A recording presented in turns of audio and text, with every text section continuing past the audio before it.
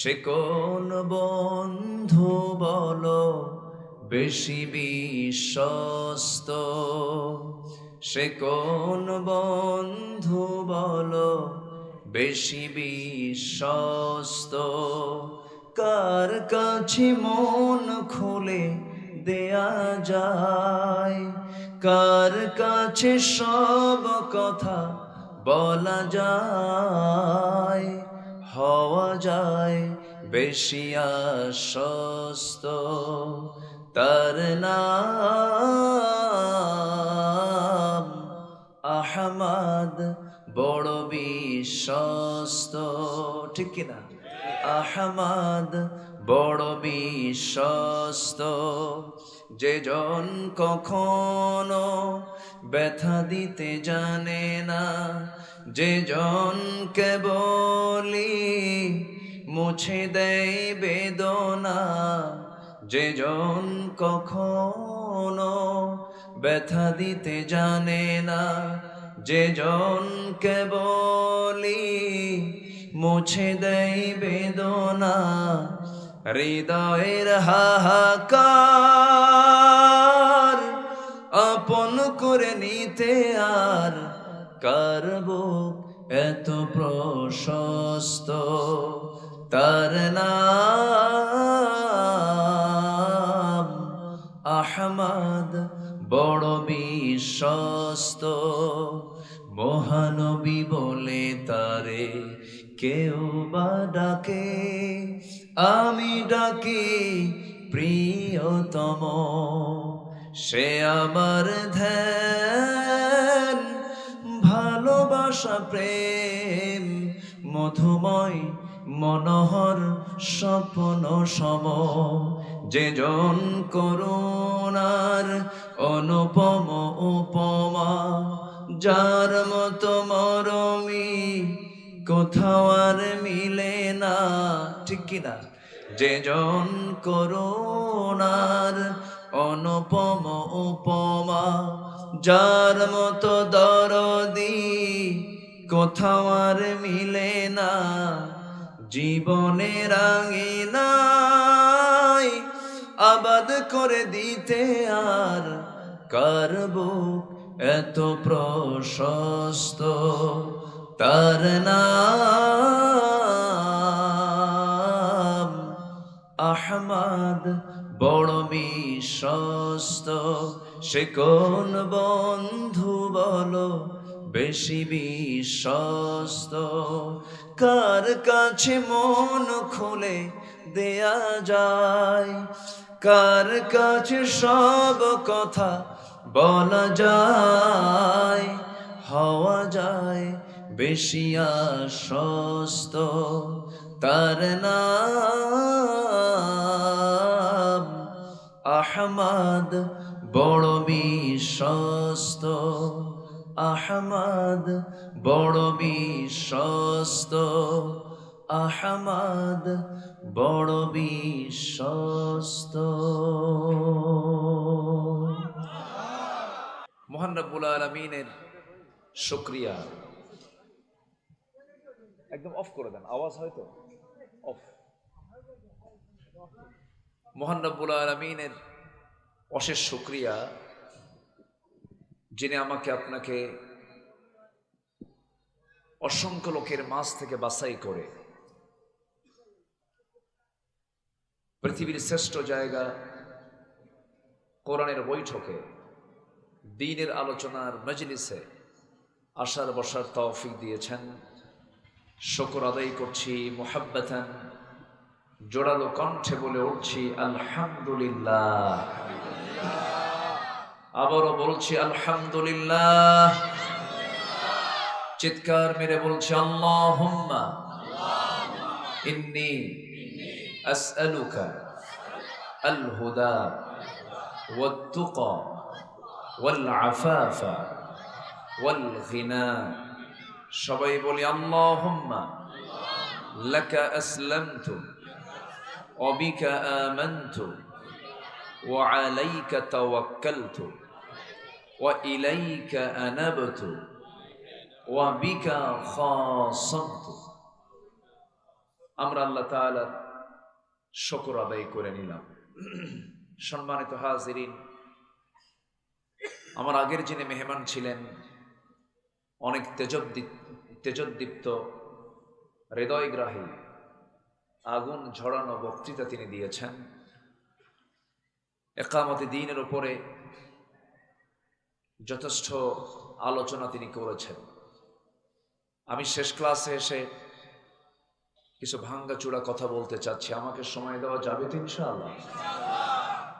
সবাই সময় দিতে রাজি আছি তো? জোরে বলি ইনশাআল্লাহ। আল্লাহ কবুল করুন, আল্লাহ কবুল করুন। সম্মানিত হাজিরিন, যে কিতাবকে ঘিরে আজকের এই বর্ণাঢ্য আয়োজন, যে কিতাব আল্লাহ তাআলা ১৫০০ বছর আগে নাজিল করেছেন, যে কিতাবকে আল্লাহ তাআলা পূর্বের সমস্ত কিতাবের সত্যতা প্রমাণকারী হিসেবে নাজিল করেছেন, যে কিতাব নাজিল হয়েছে সব কিতাবের শেষে, যেদিন পৃথিবীতে প্রথম মানুষ আসেন, আল্লাহ তাআলা তাকে নবী করে দুনিয়াতে পাঠিয়েছেন। প্রথম মানুষ, প্রথম নবী, প্রথম বিজ্ঞানী, যিনি দুনিয়াতে এসেছেন খালি হাতে না কিতাব নিয়ে? তার হাতে আল্লাহ তাআলা কিতাব দিয়েছিলেন। সেই ধারাবাহিকতায় সর্বশেষ পয়গম্বর জনাবে মুহাম্মদুর রাসূলুল্লাহ সাল্লাল্লাহু আলাইহি সাল্লামের উপরে আল্লাহ তাআলা শ্রেষ্ঠ একটি কিতাব নাজিল করে দেন। সেই কিতাবের নাম হলো আল কোরআনুল কারীম। পূর্বের যত কিতাব আল্লাহ তাআলা পাঠিয়েছেন, সমস্ত কিতাবের বক্তব্য দুই রকম না এক রকম? আসতে বলে, দুই রকম না এক রকম? এক রকম। সব নবীর এজেন্ডা, সব নবীর দাওয়াতি কার্যক্রম দুই রকম না এক রকম? এক এবং অভিন্ন। সব নবীর দাওয়াতের মূল স্পিরিট, মূল দাওয়াত কিন্তু একটাই। অতএব যত কিতাব আল্লাহ তাআলা পাঠিয়েছেন, সকল কিতাবের মূল সাবজেক্ট ছিল তাওহীদ, রিসালাত, আখিরাত, সব কিতাবের। কিন্তু ধরুন আজ থেকে ২০ বছর আগে যে মোবাইল ছিল, সেই মোবাইল, এখন কি সেই মোবাইলগুলো আছে? মডেল কিন্তু চেঞ্জ হয়ে গেছে, কিন্তু মোবাইলের যে কাজ ২০ বছর আগে আর এখনকার যে কাজ দুই রকম না এক রকম? কথা তার আদান প্রদান করা, হয়তো সে সময় ভিডিও কল হতো না, এখন একটু ভিডিও কলটা হয়, কিন্তু মূল লক্ষ্য হচ্ছে কথার আদান প্রদান করা, যোগাযোগ ঠিক রাখা, সরাসরি কমিউনিকেশন থাকা। ঠিক তেমনই সকল কিতাবের মূল বক্তব্য একটাই ছিল, সকল নবীদের কাজ একটাই ছিল। সেই একটা কাজ কি? আল্লাহ রাব্বুল আলামিন বলেন, وَلَقَدْ بَعَثْنَا فِي كُلِّ أُمَّةٍ رَسُولًا أَنِ اعْبُدُوا اللَّهَ وَاجْتَنِبُوا الطَّاغُوتَ। আল্লাহ রাব্বুল আলামিন সকল পয়গম্বরকে দুনিয়াতে পাঠিয়েছেন, তাদের সবার বক্তব্য একটাই ছিল। তাদের বক্তব্য ছিল হলো, তোমরা একমাত্র, কেবলমাত্র, শুধুমাত্র আল্লাহর গোলামি করবে আর তাগুতকে তোমরা পরিহার করে চলবে। ইবাদতের বিকল্প হলো তাগুত। এই তাগুতের গডফাদার ছিল ফেরাউন, এই তাগুতের গডফাদার ছিল নমরুদ, এই তাগুতের গডফাদার ছিল আবু জেহেলরা। এই তাগুতের বিরুদ্ধে নবীদের আন্দোলন ছিল। মুসা আলাইহিস সালাতু ওয়াস সালামকে বলা হলো, ইযহাব ইলা ফিরআউন ইন্নাহু তাগা। মুসা, যাও ফেরাউনকে কালিমার দাওয়াত দাও, কারণ সে সীমা লঙ্ঘন করেছে, সে তাগুতের নীতি অবলম্বন করেছে, তাকে গিয়ে তুমি কালিমার দাওয়াত দাও। তাহলে এই হক বাতিলের দ্বন্দ্ব পৃথিবীর শুরু থেকে আজ পর্যন্ত আছে না নাই? আসতে বলবেন না, আছে না নাই? হক হচ্ছে ইসলাম। হক কি বলেন তো? ইসলাম। বাতিল কোনটা বলেন? ইসলামের বিকল্প যেটা, যারা ইসলাম চায় না, এটাই হলো তাগুত। যে নিজে ইসলামকে মানতে চায় না, অপরকেও মানতে বাধা সৃষ্টি করে, এটা হলো তাগুত। এই তাগুত তো মনে হয় আমার দেশে নাই। আসতে বলবেন না, আছে না নাই? আচ্ছা, সম্মানিত ভাইয়েরা, আমার নবীকে আল্লাহ তাআলা এই ডিউটি দিয়েই পাঠিয়েছেন। আমার নবীর যে ডিউটি ছিল, আগের নবীদের সেই ডিউটি ছিল। এই ডিউটি যদি আমি আপনিও পালন করতে যাই, রসুলকে যেমন অনেক অত্যাচার সহ্য করতে হয়েছে, নির্যাতন সহ্য করতে হয়েছে, দেশ ছাড়তে হয়েছে, মামলা খেতে হয়েছে, জেল খাটতে হয়েছে, তার প্রিয় অনুসারীদেরকে শহীদ করে দিয়েছে, রক্তাক্ত হয়েছেন খোদ মুহাম্মদ সাল্লাল্লাহু আলাইহি ওয়াসাল্লাম। কেন হয়েছেন এমন অবস্থা? এমন কেন হলো? তার মূল বিষয়টা ছিল হলো, আমার নবীজির মূল যে কাজটা ছিল সেটা হলো, কোনো দিন বিজয়ী হতে পারে না আল্লাহর দিন ছাড়া। আসতে কয় কেন? ঠিক কি না? কোনো দিন বিজয়ী হতে পারে না কার দিন ছাড়া? আল্লাহর দিন ছাড়া। আমি আজকে খুব বেশি যে লম্বা সময় নেব তা না, আমি নাতে দীর্ঘ কথা বলবো ইনশাআল্লাহ। আমি যেখান থেকে তেলাওয়াত করেছি সেই তেলাওয়াতকৃত আয়াতগুলো হচ্ছে সূরাতুল আহজাব থেকে। আমি ৪৫ থেকে ৪৮ পর্যন্ত কয়েকটা আয়াতে কারীম আমি তেলাওয়াত করেছি। আল্লাহ রাব্বুল আলামিন সরাসরি আমার রাসূলকে লক্ষ্য করে কিছু কথা বলে দিচ্ছেন এবং তার পরিচয়টা দিচ্ছেন, তার দায়িত্ব কি বুঝাইয়া দিচ্ছেন। আসুন, আল্লাহ তাআলা আমার রাসূলকে কি দায়িত্ব দিয়ে দুনিয়াতে পাঠিয়েছেন, এই দায়িত্ব নিয়ে আমি কিছু কথা বলবো এবং সাথে নবীর প্রতি উম্মতের কি কি শিষ্টাচার থাকা উচিত এই বিষয়ে আমি কিছু কথা বলবো। রাসূলের যে দায়িত্ব কর্তব্য কোরআনের দৃষ্টিতে মোটামুটি 9টা, আর নবীর প্রতি উম্মতের যে শিষ্টাচার কোরআনের আলোকে আমি 5টা পয়েন্টের উপরে আমি কথা বলার চেষ্টা করব। 9 আর 5 এই 14টি পয়েন্টের উপরে আমি কথা বলতে চাচ্ছি। কষ্ট হবে না তো? জোরে বলি ইনশাআল্লাহ, জোরে বলি ইনশাআল্লাহ। তাহলে এই পৃথিবীতে প্রথম মানুষ যে আল্লাহ তাআলা পাঠিয়েছেন, তিনি কি সাধারণ মানুষ না আল্লাহর নবী? বলেন, সাধারণ মানুষ না আল্লাহর নবী? আল্লাহর নবী আর সাধারণ মানুষের মধ্যে তফাৎ আছে না নাই? আচ্ছা, তাহলে প্রথম মানুষ যদি আল্লাহর নবী হয়, আমরা কার সন্তান? আবার কয় আদম। আদম তো ঠিক আছে। তাহলে প্রথম মানুষটা যদি নবী হন, আমরা তাহলে কার সন্তান বলেন তো? নবীর সন্তান। তাহলে আমাদের দাম নাই? আসতে কয় আমাদের দাম আছে না নাই? অনেকদিন আগে এক মাহফিল আমি গেলাম, এক মুরব্বী, তার সঙ্গে আমার সরাসরি সাক্ষাৎ হলো, সালাম দিলাম। তো সালামের জবাবটা আমার মন মতো হলো না।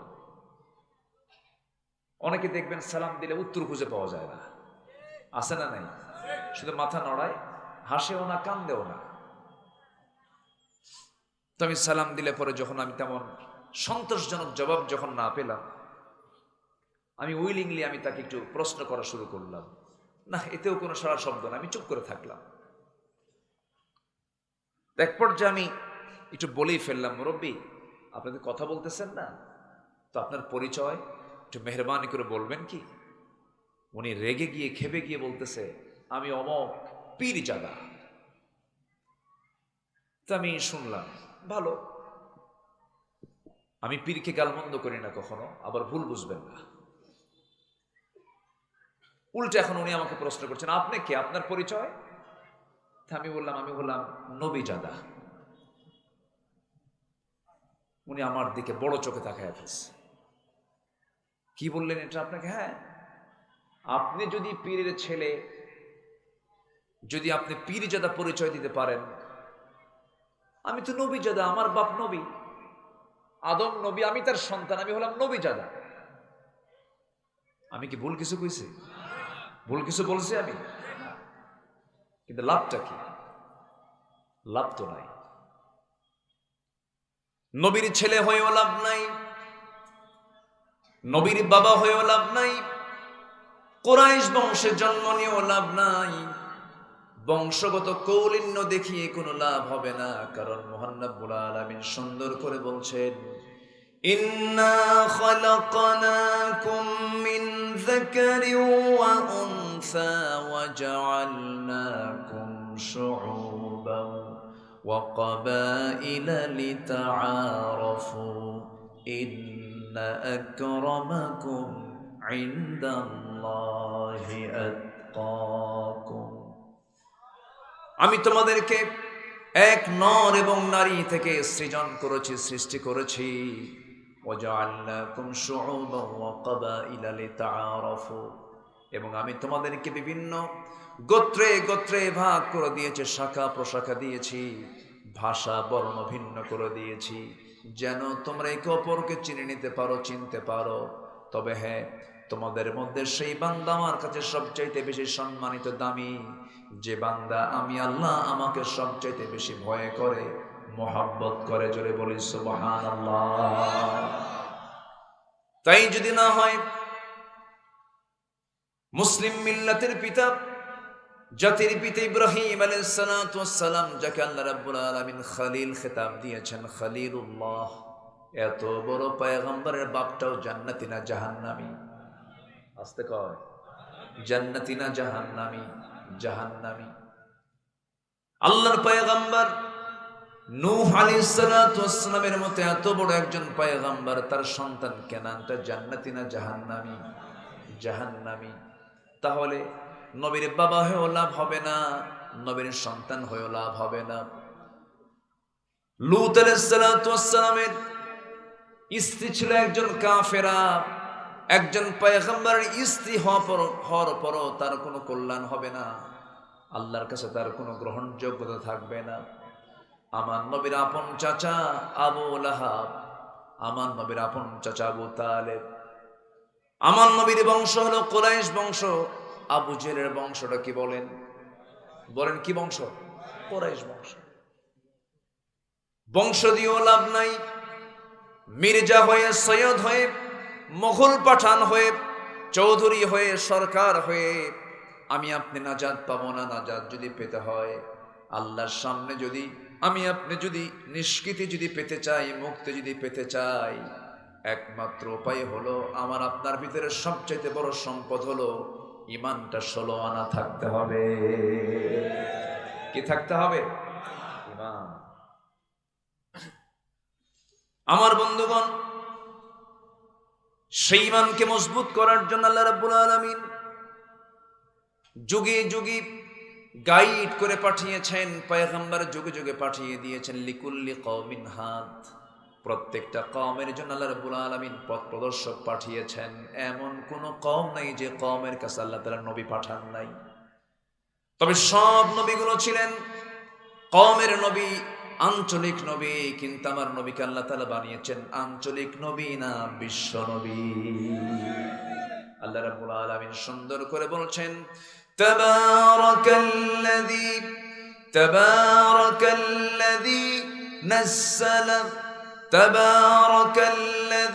নাযালাল ফুরকানা আলা আবদিহি লিয়াকুনা লিল আলামিনা নাযীরা। জোরে বলুন আল্লাহু আকবার। আমার আল্লাহ তাআলা তার নিজের পরিচয়টা দিয়েছেন।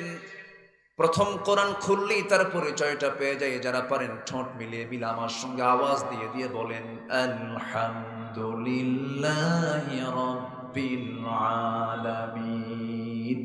আর আমার নবীর পরিচয় হলো, ওয়ামা আরসালনাকা ইল্লা রাহমাতাল লিল আলামিন। আমি হলাম রব্বুল আলামিন, গোটা বিশ্ব জগতের রব। আর আমার রাসূলকে আমি বানিয়ে দিয়েছি গোটা বিশ্ব জগতের জন্য রহমত। জোরে বলে সুবহানাল্লাহ। সব নবীকে আল্লাহ তাআলা সম্মান দিয়েছেন, মর্যাদা দিয়েছেন, কিন্তু সব নবীর উপরে মর্যাদা কোন নবীর? আমার নবী মুহাম্মদ সাল্লাল্লাহু আলাইহি ওয়াসাল্লামের মর্যাদা সবচাইতে বেশি। তার প্রমাণ হলো কোরআনের সাথে যাদের সম্পর্ক আছে কম বেশি আমরা তো অনুধাবন করতে পারি, কোরআন পড়লেই টের পাওয়া যায় সকল নবীকে আল্লাহ তাআলা ডাকের ধরনটা একরকম করেছেন, সকল নবীকে ডেকেছেন একরকম করে, আমার নবীকে ডাক দিয়েছেন ভিন্ন রকম করে। সম্মানসূচক শব্দ আমার নবীর সামনে যেমন ব্যবহার করা হয়েছে এমন সম্মান করে অন্য কোন নবীকে ডাকা হয় নাই। ইয়া আদম উসকুন আনতা ওয়া যাওজুকাল জান্নাহ ওয়া মা তিলকা বিয়ামিনিকা ইয়া মূসা ইয়া ইয়াহইয়া খুযিল কিতাবা বিকুওয়া। এরকম করে প্রত্যেক নবীকে ইয়া হরফে নিদা প্রয়োগ করে ডাকা হয়েছে, কিন্তু আমার নবীকে গোটা কোরআন আপনি শুরু থেকে শেষ পর্যন্ত পড়তে থাকেন, খুঁজতে থাকেন, আমার নবীকে ইয়া মুহাম্মদ বলে একটা বারও আল্লাহ রাব্বুল আলামিন তাকে ডাকেন নাই। 4 জায়গা আমার নবীর নাম আল্লাহ তাআলা বলেছেন, কিন্তু গুণবাচক শব্দ প্রয়োগ করে তাকে ডাক দিয়েছেন মুহাম্মাদুর রাসূলুল্লাহি ওয়াল্লাযীনা মাআহু আশিদ্দাউ আলাল কুফফারি রুহামাউ বাইনাহুম তারাহুম রুকআন সুজ্জাদান ইয়াবতাগুনা ফাদলান মিনাল্লাহি ওয়া রিদওয়ানা। জোরে বলুন আল্লাহু আকবার। আরেক জায়গায় বলছেন ওয়ামা মুহাম্মাদুন ইল্লা রাসূল قد خلت من قبله الرسل। এরকম করে আল্লাহ তাআলা তার নাম অত্যন্ত যত্নের সাথে সুন্দর করে ডাক দিয়েছেন। অন্য নবীর শানে এমন শব্দ প্রয়োগ হয় নাই, এমন করে ডাক সম্বোধন করা হয় নাই। আমার নবীকে আল্লাহ তাআলার নাম না ধরে ডাক দিয়ে আরেক জায়গায় বলছেন ইয়া আইয়ুহার রাসূল বাল্লিগ মা উনজিলা ইলাইক।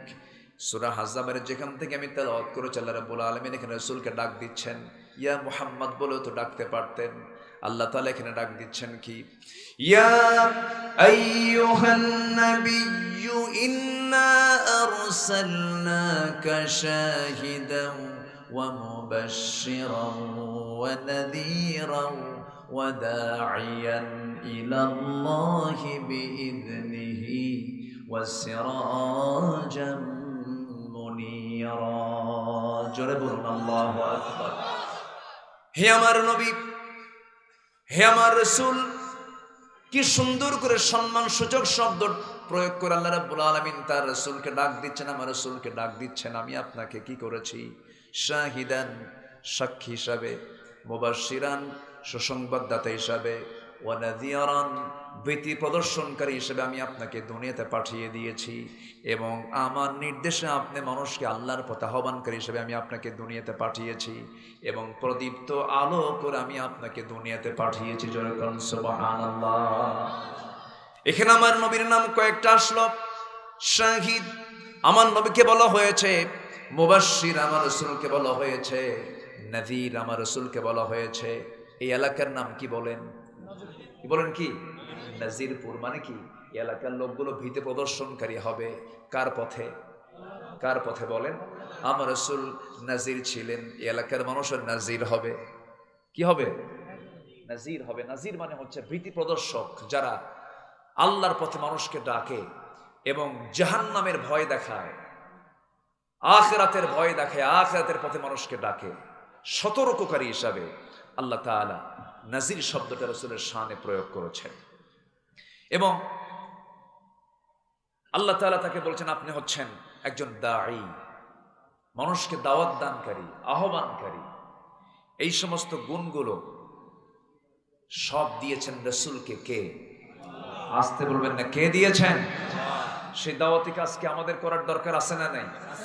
আজকের মাহফিল কি সেই দাওয়াতি কাজের কি একটা অংশ নয়? অংশ। এটা একটা দাওয়াতি কাজ, কিন্তু এই দাওয়াতি কাজগুলো অনেকের গায়ে জ্বালা পোড়া করে, অনেকে সহ্য করতে পারে না।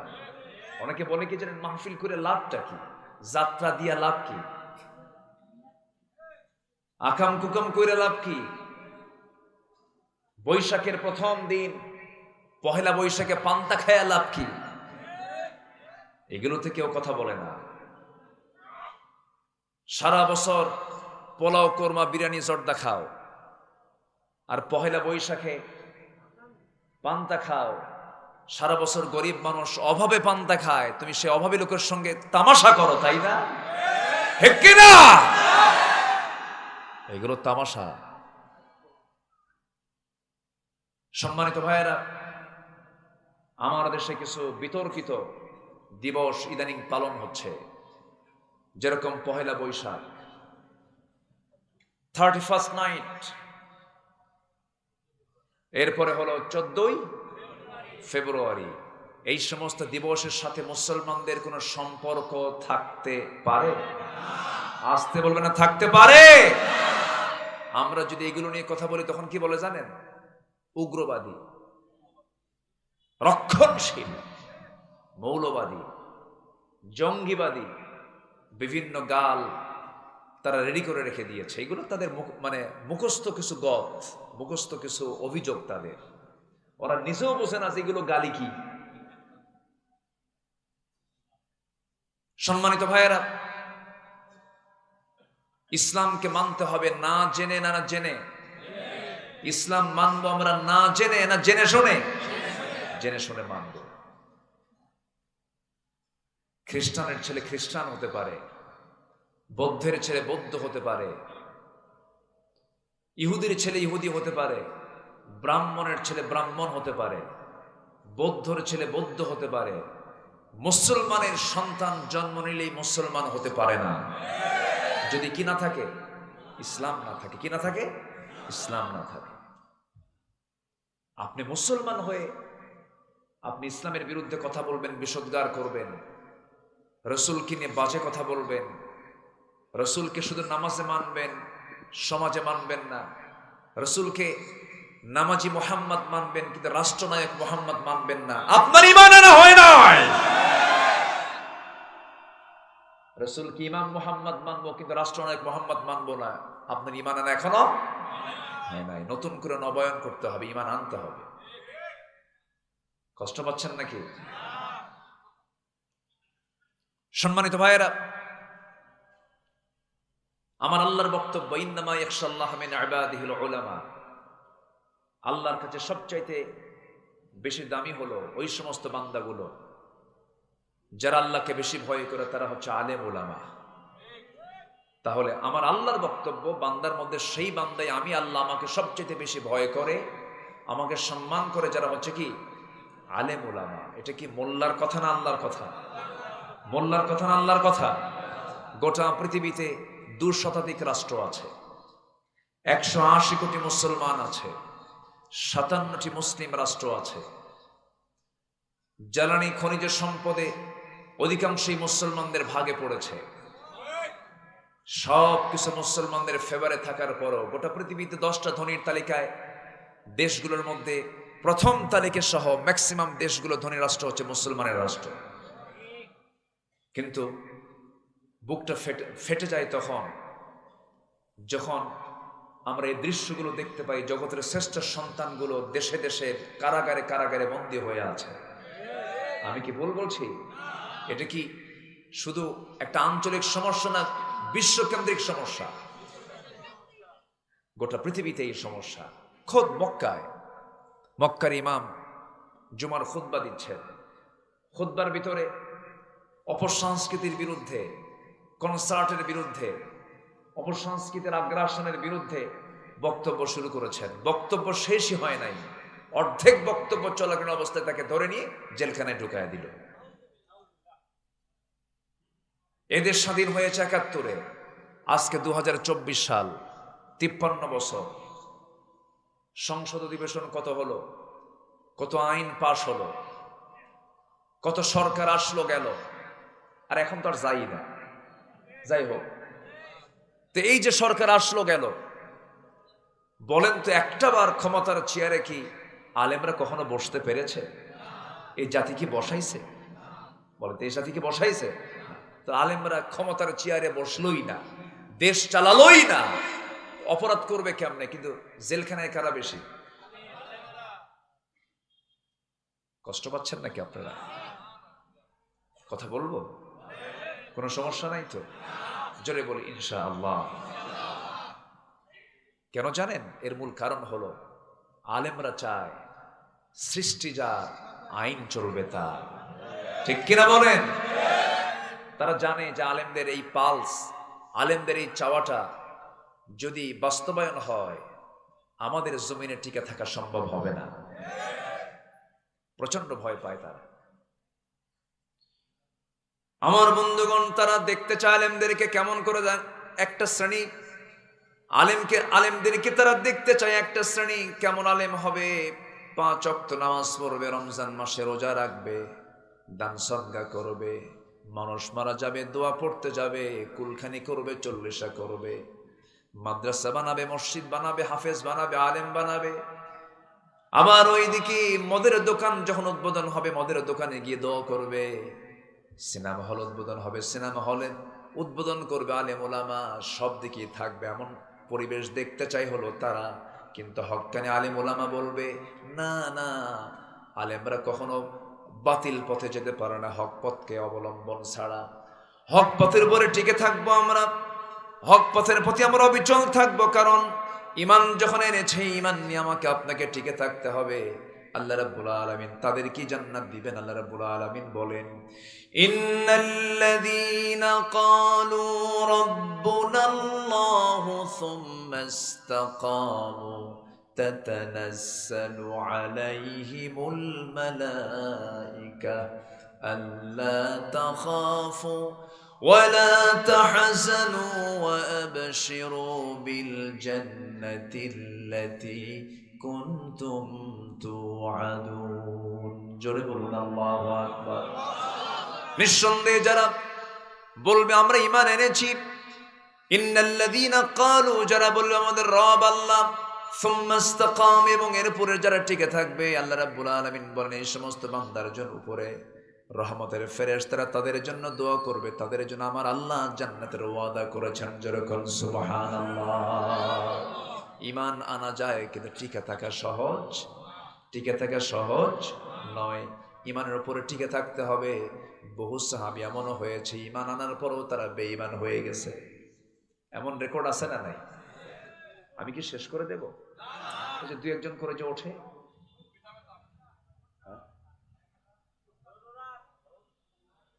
কি করব আমি বলেন তো? কষ্ট পাচ্ছেন নাকি আপনারা? কষ্ট পেলে দোয়া করে দেব। বসেন। মন চাইলো উঠলাম, মন চাইলো বসলাম, এটা মাহফিলের বৈশিষ্ট্য নয়। কি আল্লাহ রাব্বুল আলামিন সুন্দর করে বলছেন, মা আলার রাসূলি ইল্লাল বালাগ ওয়াল্লাহু ইয়ালামু মা তুবদুনা ওয়া মা কুনতুম ওয়া মা তাকতুমুন।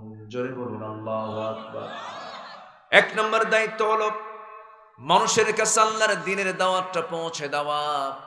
আল্লাহ রাব্বুল আলামিন রাসূলকে 1 নম্বর দায়িত্বটা দিয়েছেন, দাওয়াতের কাজ করা। সেই দাওয়াতের কাজ করার আমাদেরও দরকার আছে না নাই বলেন? দাওয়াতের কাজ করতে গেলে অবশ্যই আমার আপনার মধ্যে ধৈর্য কম থাকা দরকার না বেশি থাকা দরকার? দাওয়াত দেব হায়া নিয়ে না বেহায়া নিয়ে? দাওয়াত দেব হায়া নিয়ে না বেহায়া হয়ে? বলেন বলেন। হ্যাঁ, বেহায়া হয়ে। এই তো রাইট উত্তর দিয়েছেন। হায়া নিয়ে দাওয়াতি কাজ করতে পারবেন না। বলবেন ভাই নামাজ পড়ো, কে এত কও কেন? আমি তোরে খারাপ কিছু কইছি নাকি? এটা কি দাওয়াত দিলে কাম হবে? কি হলো এটা?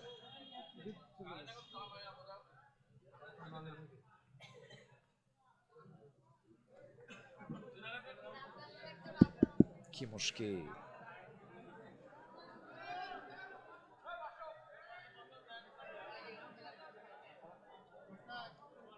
ভাই কেউ না উঠি, জেনারেটর আছে, আর একটু জিকির করি লা ইলাহা ইল্লাল্লাহ, জোরে লা ইলাহা ইল্লাল্লাহ। ভাই জেনারেটর দেন, দ্রুত জেনারেটর দেন, একটু জিকির করেন লা ইলাহা ইল্লাল্লাহ। সবাই সবাই লা ইলাহা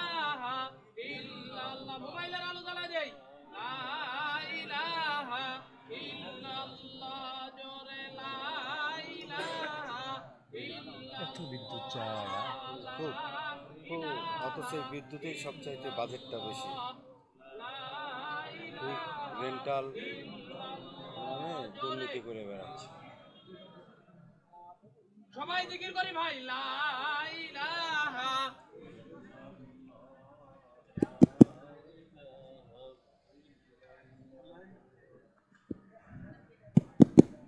জি, আমরা বিদ্যুৎ পেয়েছি, আমাদের বিদ্যুৎ পেয়েছি, বলি আলহামদুলিল্লাহ।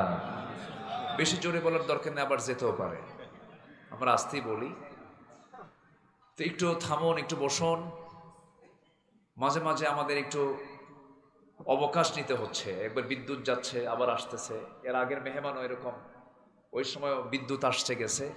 বিদ্যুৎ তো যায় না আসে, কি বলেন? মাঝে মধ্যে আসে। মাঝে মাঝে দেখা করে, একটু না, একটু উকি মেরে দিয়ে যায়। সম্মানিত ভাইয়েরা, আমার কথায় কারো কোনো কষ্ট হচ্ছে না তো? বলি আলহামদুলিল্লাহ। একটু মনোযোগ দিবেন। তাহলে এক নম্বর কাজ হচ্ছে, আমার নবীর দায়িত্ব হলো দাওয়াত দেওয়া মানুষকে কার পথে? বলেন কার পথে? সেই দাওয়াতের কাজ আমাদেরও সেই দায়িত্ব আছে না নেই বলেন তো? দাওয়াতটা দিব আমরা, দাওয়াতের সময় কি হায়া নিয়ে না বেহায়া নিয়ে? বেহায়া হয়ে দাওয়াত দিতে হবে। আমার নবীজি দাওয়াত দিতে তার মধ্যে কোনো ক্লান্তি ছিল না। নবীজি দাওয়াতি কাজ করতে গিয়ে মার পর্যন্ত খেয়েছেন, কত গালিগালাজ শুনেছেন। আমার নবীজিকে সবচেয়ে বেশি কষ্ট দিত যে আবু জেহেল। সে আবু জেহেলকে আমার রাসূল দাওয়াত সবচেয়ে কম দিয়েছেন না বেশি দিয়েছেন? এমন কোন টাইম নাই রাসূল তাকে দাওয়াত দেন নাই। দিনের আলোতে দিয়েছেন, রাতের আধারে দিয়েছেন, তার মধ্যে কোনো ক্লান্তি কাজ করতো না।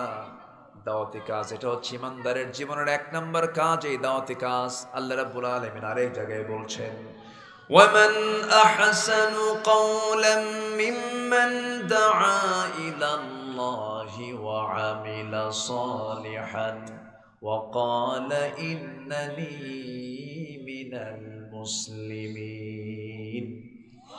তার চাইতে উত্তম কথা কার হতে পারে? তার চাইতে উত্তম বচন আর কার হতে পারে? যে মানুষকে আল্লাহর দিকে ডাকে এবং নিজে ভালো কাজ করে এবং বুক উঁচু করে বলে আমি একজন মুসলমান। আমি একজন কি? মুসলমান। আমার দেশের নাগরিক আছে মুসলমান পরিচয় দিতে লজ্জা পায়, কয় আমি একজন বাঙালি। আছে না নাই? মুসলমান পরিচয় দিতে লজ্জা পায়। অথচ আদম থেকে নিয়ে শুরু করি রাসূল পর্যন্ত সমস্ত পয়গম্বরদের পরিচয় ছিল, তারা সবাই কি ছিলেন বলেন? বলেন বলেন কি ছিলেন? মুসলমান ছিলেন। প্রত্যেকটা পয়গম্বরের পরিচয় হলো মুসলমান। আমরাও কি বলেন? মুসলমান। আমার পরিচয় দিব বুক উঁচু করে, আমরা কি বলেন? মুসলমান। মুসলমান ছাড়া বান্দা কখনো জান্নাত পেতে পারে? জান্নাত পেতে পারে না। এক নম্বর হলো দাওয়াতি কাজ করা। এই দাওয়াতি কাজ আপনি যখন করতে যাবেন, সেই সময় আপনি অনেক কিছুর মুখোমুখি হবেন, অনেক বাতিলদের দ্বারা আপনি আক্রান্ত হবেন। আপনি বাতিলদের মুখোমুখি হয়ে যাবেন। যেমন কেন আমার নবীর জীবনে কত ঝড় ঝাপটা এসেছে। আমার নবীজি দাওয়াত দিতে গিয়ে ফুল পেয়েছেন না পাথর পেয়েছেন? ফুল পেয়েছেন না পাথর পেয়েছেন? আমার নবীজি দাওয়াতি কাজ করতে গিয়ে তিনি মিষ্টি পেয়েছেন না গালিগালাজ শুনেছেন? গালিগালাজ শুনেছেন। আমার নবীজি দাওয়াতি কাজ করতে গিয়ে ধিক্কার শুনেছেন। আমার নবীজি দাওয়াতি কাজ করতে গিয়ে মামলা খেয়েছেন। দাওয়াতি কাজ করতে গিয়ে রাসূলকে নিয়ে বাজে কথা বলা হয়েছে। আমার নবীজির উপরে কত গালির বৃষ্টি বর্ষণ হয়েছে। নবীজিকে গালি দেয়, আমার নবীজিকে আল্লাহ সান্ত্বনা দেন। আমাদেরকে যে যা বলে বলুক, আমাদের সান্ত্বনাকে আসতে বলবেন না কে? আমার ওই একটা খুব আমাকে আশার সঞ্চার করে দেয়। মহান রব্বুল আলামিন বলেন, قل يا عبادي الذين أسرفوا لا تقنطوا من رحمة الله إن الله يغفر الذنوب جميعا ولا تهنوا ولا تحزنوا وأنتم আনতুমুল আ'লাউনা ইন কুনতুম মুমিনিন। হতাশ হবে না, নিরাশ হবে না। তুমি যদি সত্যিকারের যদি ঈমানদার হতে পারো, মুমিন হতে পারো, তুমি বিজয়ী হয়ে যাবে। নূহ আলাইহিস সালাতু ওয়াস সালাম দাওয়াত দিয়েছেন শুধু দিনের বেলা নয়, ইন্নী দাআউতু কওমি লাইলান ওয়া নাহারা। ও আল্লাহ, আমি নূহ দিনে দাওয়াত দিয়েছি, রাতে দাওয়াত দিয়েছি, 1 বছর 2 বছর নয়, সবচেয়ে বেশি টাইম নিয়ে দাওয়াতি কাজ করেছেন পৃথিবীতে একজন নবী। সে নবীর নাম কি বলেন? নূহ আলাইহিস সালাতু ওয়াস সালাম 900 বছর দাওয়াত দিয়েছেন। কয়শো বছর বলেন? 900 বছর দাওয়াত দিয়েছেন, দিনে দিয়েছেন। দাআউতু কওমি লাইলান ওয়া নাহারা, ঘরে ঘরে দরজায় দরজায় গিয়ে কালিমার দাওয়াত দিয়েছেন। কিন্তু ফলাফল হলো কি? 900 বছরে কালিমা গ্রহণ করেছে মাত্র 80 থেকে 90 জন মানুষ। কিন্তু তার দাওয়াত কি বিফল ছিল না সফল ছিল? সফল ছিল। আপনি বিজয়ী হন অথবা হেরে যান, আপনার দাওয়াতি কাজ কখনো আল্লাহর কাছে ব্যর্থ হবে না। এই দাওয়াতি কাজের ফলাফল আল্লাহ আপনাকে উত্তম জান্নাত দিয়ে আপনাকে ধন্য করবেন। জোরে বলি সুবহানাল্লাহ। আমার বন্ধুগণ, নবীজির প্রথম কাজটাই ছিল দাওয়াতি কাজ করা। মক্কার দ্বারে দ্বারে ঘরে ঘরে গিয়ে কালিমার দাওয়াত দিলেন। তবে সবার আগে দাওয়াত দিয়েছেন তিনি বাইরে না ভিতরে? আসতে কয়, বাহিরে না ভিতরে দিয়েছেন? আগে ইনডোরে দিয়েছেন, ভিতরে আগে দিয়েছেন। কারণ কু আনফুসাকুম ওয়া আহলিকুম নারা, নিজে বাঁচো, তোমার পরিবারকে জাহান্নাম থেকে বাঁচাও। অনেকে দেখবেন বাইরে সালাম দেয়, বাড়িতে সালাম দেয় না। কিন্তু আগে সালাম দেওয়া দরকার কোথায়? বলেন কোথায় সালাম দেওয়া দরকার? বউকে যে সালাম দেওয়া লাগে অনেকে জানি না। খুঁজে এটা কথা কর নাকি? বউরে সালাম মানুষ দেয়, আছে না নাই বলেন তো? বুঝি না অনেকে। অনেকে মনে করে সালাম শুধু শিক্ষকদের জন্য, সালাম শুধু বাহিরের লোকের জন্য। বড় মানুষকে সম্মান জানিয়ে সালাম দিতে হয়। ভুল কথা, ভুল চিন্তা। এটা নমস্কারের ক্ষেত্রে হতে পারে, এটা গুড মর্নিং এর ক্ষেত্রে হতে পারে, গুড ইভিনিং এর ক্ষেত্রে হতে পারে, গুড আফটারনুনের ক্ষেত্রে হতে পারে। কিন্তু সালামটা এমন একটা অভিবাদন, সালাম এমন একটি দোয়া। সালাম নামটা কার? আসতে বলবে না, সালাম নামটা কার? আবার সালাম মানে হলো রহমত, শান্তি বর্ষিত হোক। অর্থাৎ আল্লাহর পক্ষ থেকে ওই বান্দা কামনা করছে, আল্লাহর পক্ষ থেকে ওই বান্দা বলছে, ও বান্দা তোমার প্রতি আল্লাহর রহমত নাজিল হোক, শান্তি বর্ষিত হোক। অতএব এই শান্তি বর্ষণ করা আগে দরকার বাইরে না ভিতরে? আসতে কার? বাইরে না ভিতরে? তাহলে সবাই কি বউকে সালাম দিবে? যারা বিয়ে করেন না তারা কি করবে? সবাই তো ইনশাল্লাহ কইলে গার্লফ্রেন্ডকে দিবে যাবে। সেদিন একজন প্রশ্ন করতেছে, হুজুর শেষ রাতে যদি গার্লফ্রেন্ড আমাকে ফজরের সময় ডাকায় দেয়, এতে কি গুনাহ হবে? দেখছেন প্রশ্নের সাইজ? মানে ডাক দেওয়ার আর কোনো লোক খুঁজে পায় না। আচ্ছা, বছর খানেক আগে আমি ফোন নিয়ে বসে আছি গাড়িতে, এক যুবক ফোন দিয়ে বলতেছে, হুজুর একটা প্রশ্ন আপনাকে। কি? 2 বছর যাবত একটা মেয়ে আমাকে খুব ভালোবাসে, আমিও তাকে খুব ভালোবাসি, ভালোবাসার আদান প্রদানও হয়েছে আমাদের, খুব মহব্বত। কিন্তু হুজুর হঠাৎ করে মাস 2 আগে সে আমাকে ফাঁকি দিয়ে চলে গেছে, এতে কি তার গুনাহ হবে না হুজুর? কথা কি বুঝতেছেন আপনারা? তাহলে সালাম কি খারাপ জায়গায় দেব না ভালো জায়গায় দেব? সালাম আগে দিতে হবে বাইরে না ভিতরে? ভিতরে। অন্যের বউ না নিজের বউ? হ্যাঁ, নিজের বউকে আগে সালাম দিবেন, অন্যের বউকে না। অন্যের বউকে দিলে ফিতনা। যেখানে ফিতনা আছে সেখানে সালাম দেওয়া যাবে না। আমার নবীজি নিজের পরিবারকে আগে সালাম দিয়ে ধন্য করতেন। আম্মা জান আয়েশা বলেন, আমি নবীর স্ত্রী ছিলাম, দীর্ঘদিনের ছোট ছিলাম, কিন্তু নবীজি আমাকে কখন আগে সালাম দিতেন আমি আয়েশা টের পেতাম না। ঘরের মধ্যে সালাম দিয়ে ঢুকবো আমরা, আল্লাহর কসম করে বলি, যে পরিবারের সালামের প্রচলন বেশি সেই পরিবারে কোনোদিন গন্ডগোল লাগবে না, স্বামী স্ত্রী দ্বন্দ্ব লাগবে না। অনেকে বহু ফায়সালা চায় আমাদের কাছে, বলে হুজুর বউটা ভালো হলো না, আমার বউ ভালো না। আবার মহিলা অনেকে বলে, প্রশ্ন করে, বিভিন্ন প্রশ্ন আমাদের এই টেবিলে জমা হয়, হুজুর আমার স্বামীটা দারুণ খারাপ, এই যে স্বামী স্ত্রীর মধ্যে যে দ্বন্দ্ব চলছে, যে দ্বন্দ্বগুলো হয়, এর অন্যতম কারণ হলো একে অপরকে না মেনে নেওয়ার ক্ষেত্রে অন্যতম কারণ হলো ইসলামিক কালচারগুলোকে না ফলো করা। আমি আল্লাহর কসম করে বলি, কোন স্বামী যদি নিয়মিত স্ত্রীকে সালাম দেয় এবং কোন স্ত্রী যদি তার স্বামীকে যদি নিয়মিত সালাম দিতে থাকেন, দিনে সকালে দুপুরে সন্ধ্যায় রাত্রে যদি সালাম ঘন ঘন দেয়, আল্লাহর কসম ওই দাম্পত্যময় জীবনে কখনো অশান্তি হতে পারে না। কারণ শান্তির জন্য দোয়া তো চাচ্ছেই সে। আল্লাহু আকবার বলেন। আমরা ইসলামকে মেনে চলি না, এই জন্যই তো অশান্তি। এই জন্য দাওয়াতি কাজ আমরা ভিতর আগে করব, সন্তানকে দাওয়াতি কাজ করব। আজান যখন হয়ে যাবে সন্তান কিনে মসজিদের দিকে রওনা দেব। আজান যখন হয়ে গেল, ছোট্ট ছোট্ট বাচ্চা 5 বছর 6 বছর, আজান হয়ে গেছে, বাবার দায়িত্ব হলো এই সন্তানগুলোকে সাথে করে নিয়ে মসজিদে চলে যাওয়া। মসজিদ শুধু প্রাপ্তবয়স্ক মুসল্লিদের জায়গা নয়, প্রত্যেক মসজিদে শিশুদের জন্য নামাজ অবশ্যই দরকার, আছে না নাই? আসতে বলবেন না, আছে না নাই? এখন আমি আপনাকে প্রশ্ন করব, আমার দেশের মসজিদগুলোতে ছোট্ট বাচ্চারা গেলে পরে কিছু বাধা আছে না নাই? আছে না কিছু বাধা? এটা মারাত্মক সমস্যা। কিছু বুড়ার মধ্যে এই সমস্যাগুলো আছে। সারা জীবন তো নামাজ পড়ে নাই, কোমর নড়ে না, বউ বাড়িতে নাই, কি করবে? এখন মসজিদে এসে বসে থাকে আর বাচ্চাগুলো তাড়ায়। আছে না এরকম? আছে না?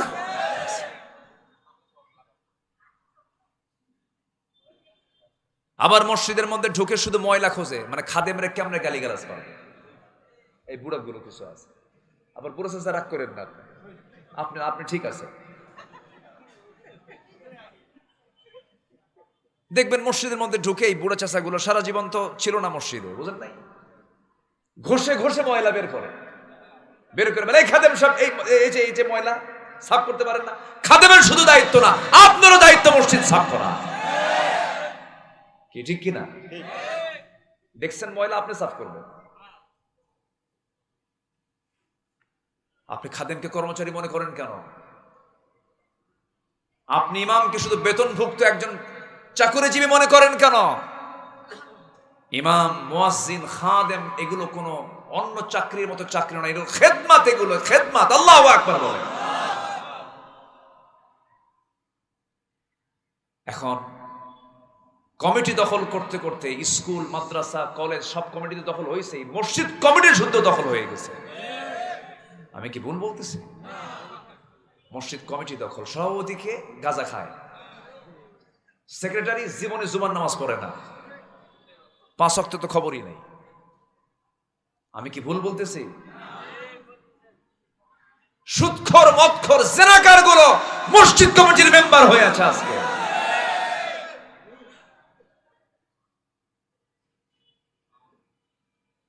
মসজিদের ইট থেকে শুরু করে সিমেন্ট রড গুলো, অবৈধ টাকাগুলো মসজিদের মধ্যে ঢুকানো হচ্ছে। মসজিদের কোনো বাধা নাই, মসজিদ নাপাক হবে না। যে অবৈধ টাকা দিচ্ছে তার জন্য গুনাহ হবে, ঠিক কিনা বলেন? ঠিক আছে না? ওই মসজিদ পাকা হওয়ার দরকার ছিল না, যে মসজিদে ঘুষের টাকা দিয়ে মসজিদ তৈরি হচ্ছে। কি ঠিক কিনা বলেন? মসজিদ পাকা হওয়া দরকার না ইমান পাকা হওয়া দরকার? কি পাকা হওয়া দরকার? ইমান পাকা হওয়া দরকার। আবার যদি দান করছে 1 লাখ, যদি না কয় জোরে সোরে, ভাই দানই করবো না কেন, একটু তাকবীরও দিলেন না, আছে না নাই? হজ করে আসছে 6.5 লক্ষ টাকা খরচ করে, হাজি সাহেব কয় না মন খারাপ, কত টাকা খরচ করে হজ করে আসছেন, হাজি গাও না কেন? হাজি গাও, ধমক দিয়ে বলে। সব হতে হবে কার জন্য? আসতে বলে সব হতে হবে কার জন্য? আল্লাহর জন্য। মসজিদ কমিটি টোটাল বেনামাজি, অধিকাংশ 4.5 লক্ষ মসজিদে আমার মনে হয় তো নাই কোনো মসজিদ বাদ পড়বে না, আমার মনে হয় ম্যাক্সিমাম জায়গা দখল করেছে ওরা। খতিব কি খুতবা দেবে? খুতবা দিতে নিয়ে হঠাৎ করে একদিন মুখ ফসকে বের হয়ে গেছে, লা তাকুলুর রিবা দাআফা মুদাআফা, চক্রাকারে সুদ খায়ও না। ওইদিকে সভাপতি সুদ খায়। তো এই আয়াত বলাও সারা ওই হঠাৎ করে তার আই কন্টাক্ট হয়ে গেছে, মানে চোখে চোখ পড়ে গেছে সভাপতির সাথে ইমাম সাহেবের। চোখাচোখি যখন হয়ে গেছে, সভাপতি তো মাইন্ডে নিয়ে ফেলছে, সে আমাকে দেখি মনে হয় এই আওয়াজটা করলো। নামাজ শেষের পরে কাছে এসে বলে, হুজুর ওয়াজ করলেন ভালো কথা, সুদের বিরুদ্ধে কোরআন শরীফে আসছে ভালো কথা, তো আমার দিকে তাকায় তাকায় ওয়াজ করলেন কেন? কথা বোঝেন নাই? চাকরি শেষ। এই বাংলাদেশের সবচাইতে দুর্বল চাকরি কি বলেন তো? বলেন তো দুর্বল চাকরি কোনটা? ইমামতি। অথচ সবচাইতে মজবুত চাকরি কোনটা? ইমামতি। আমরা পাওয়ারফুল ইমাম দেখতে চাই। কি ইমাম দেখতে চাই বলেন? কি ইমাম দেখতে চাই? আজকের সমাজ ইমামগুলো পাওয়ারলেস না পাওয়ারফুল? পাওয়ারলেস। পাওয়ারফুল ইমাম তখন হবে যখন বাইতুল মুকাররমের খুতবা দেবে দেশের প্রেসিডেন্ট।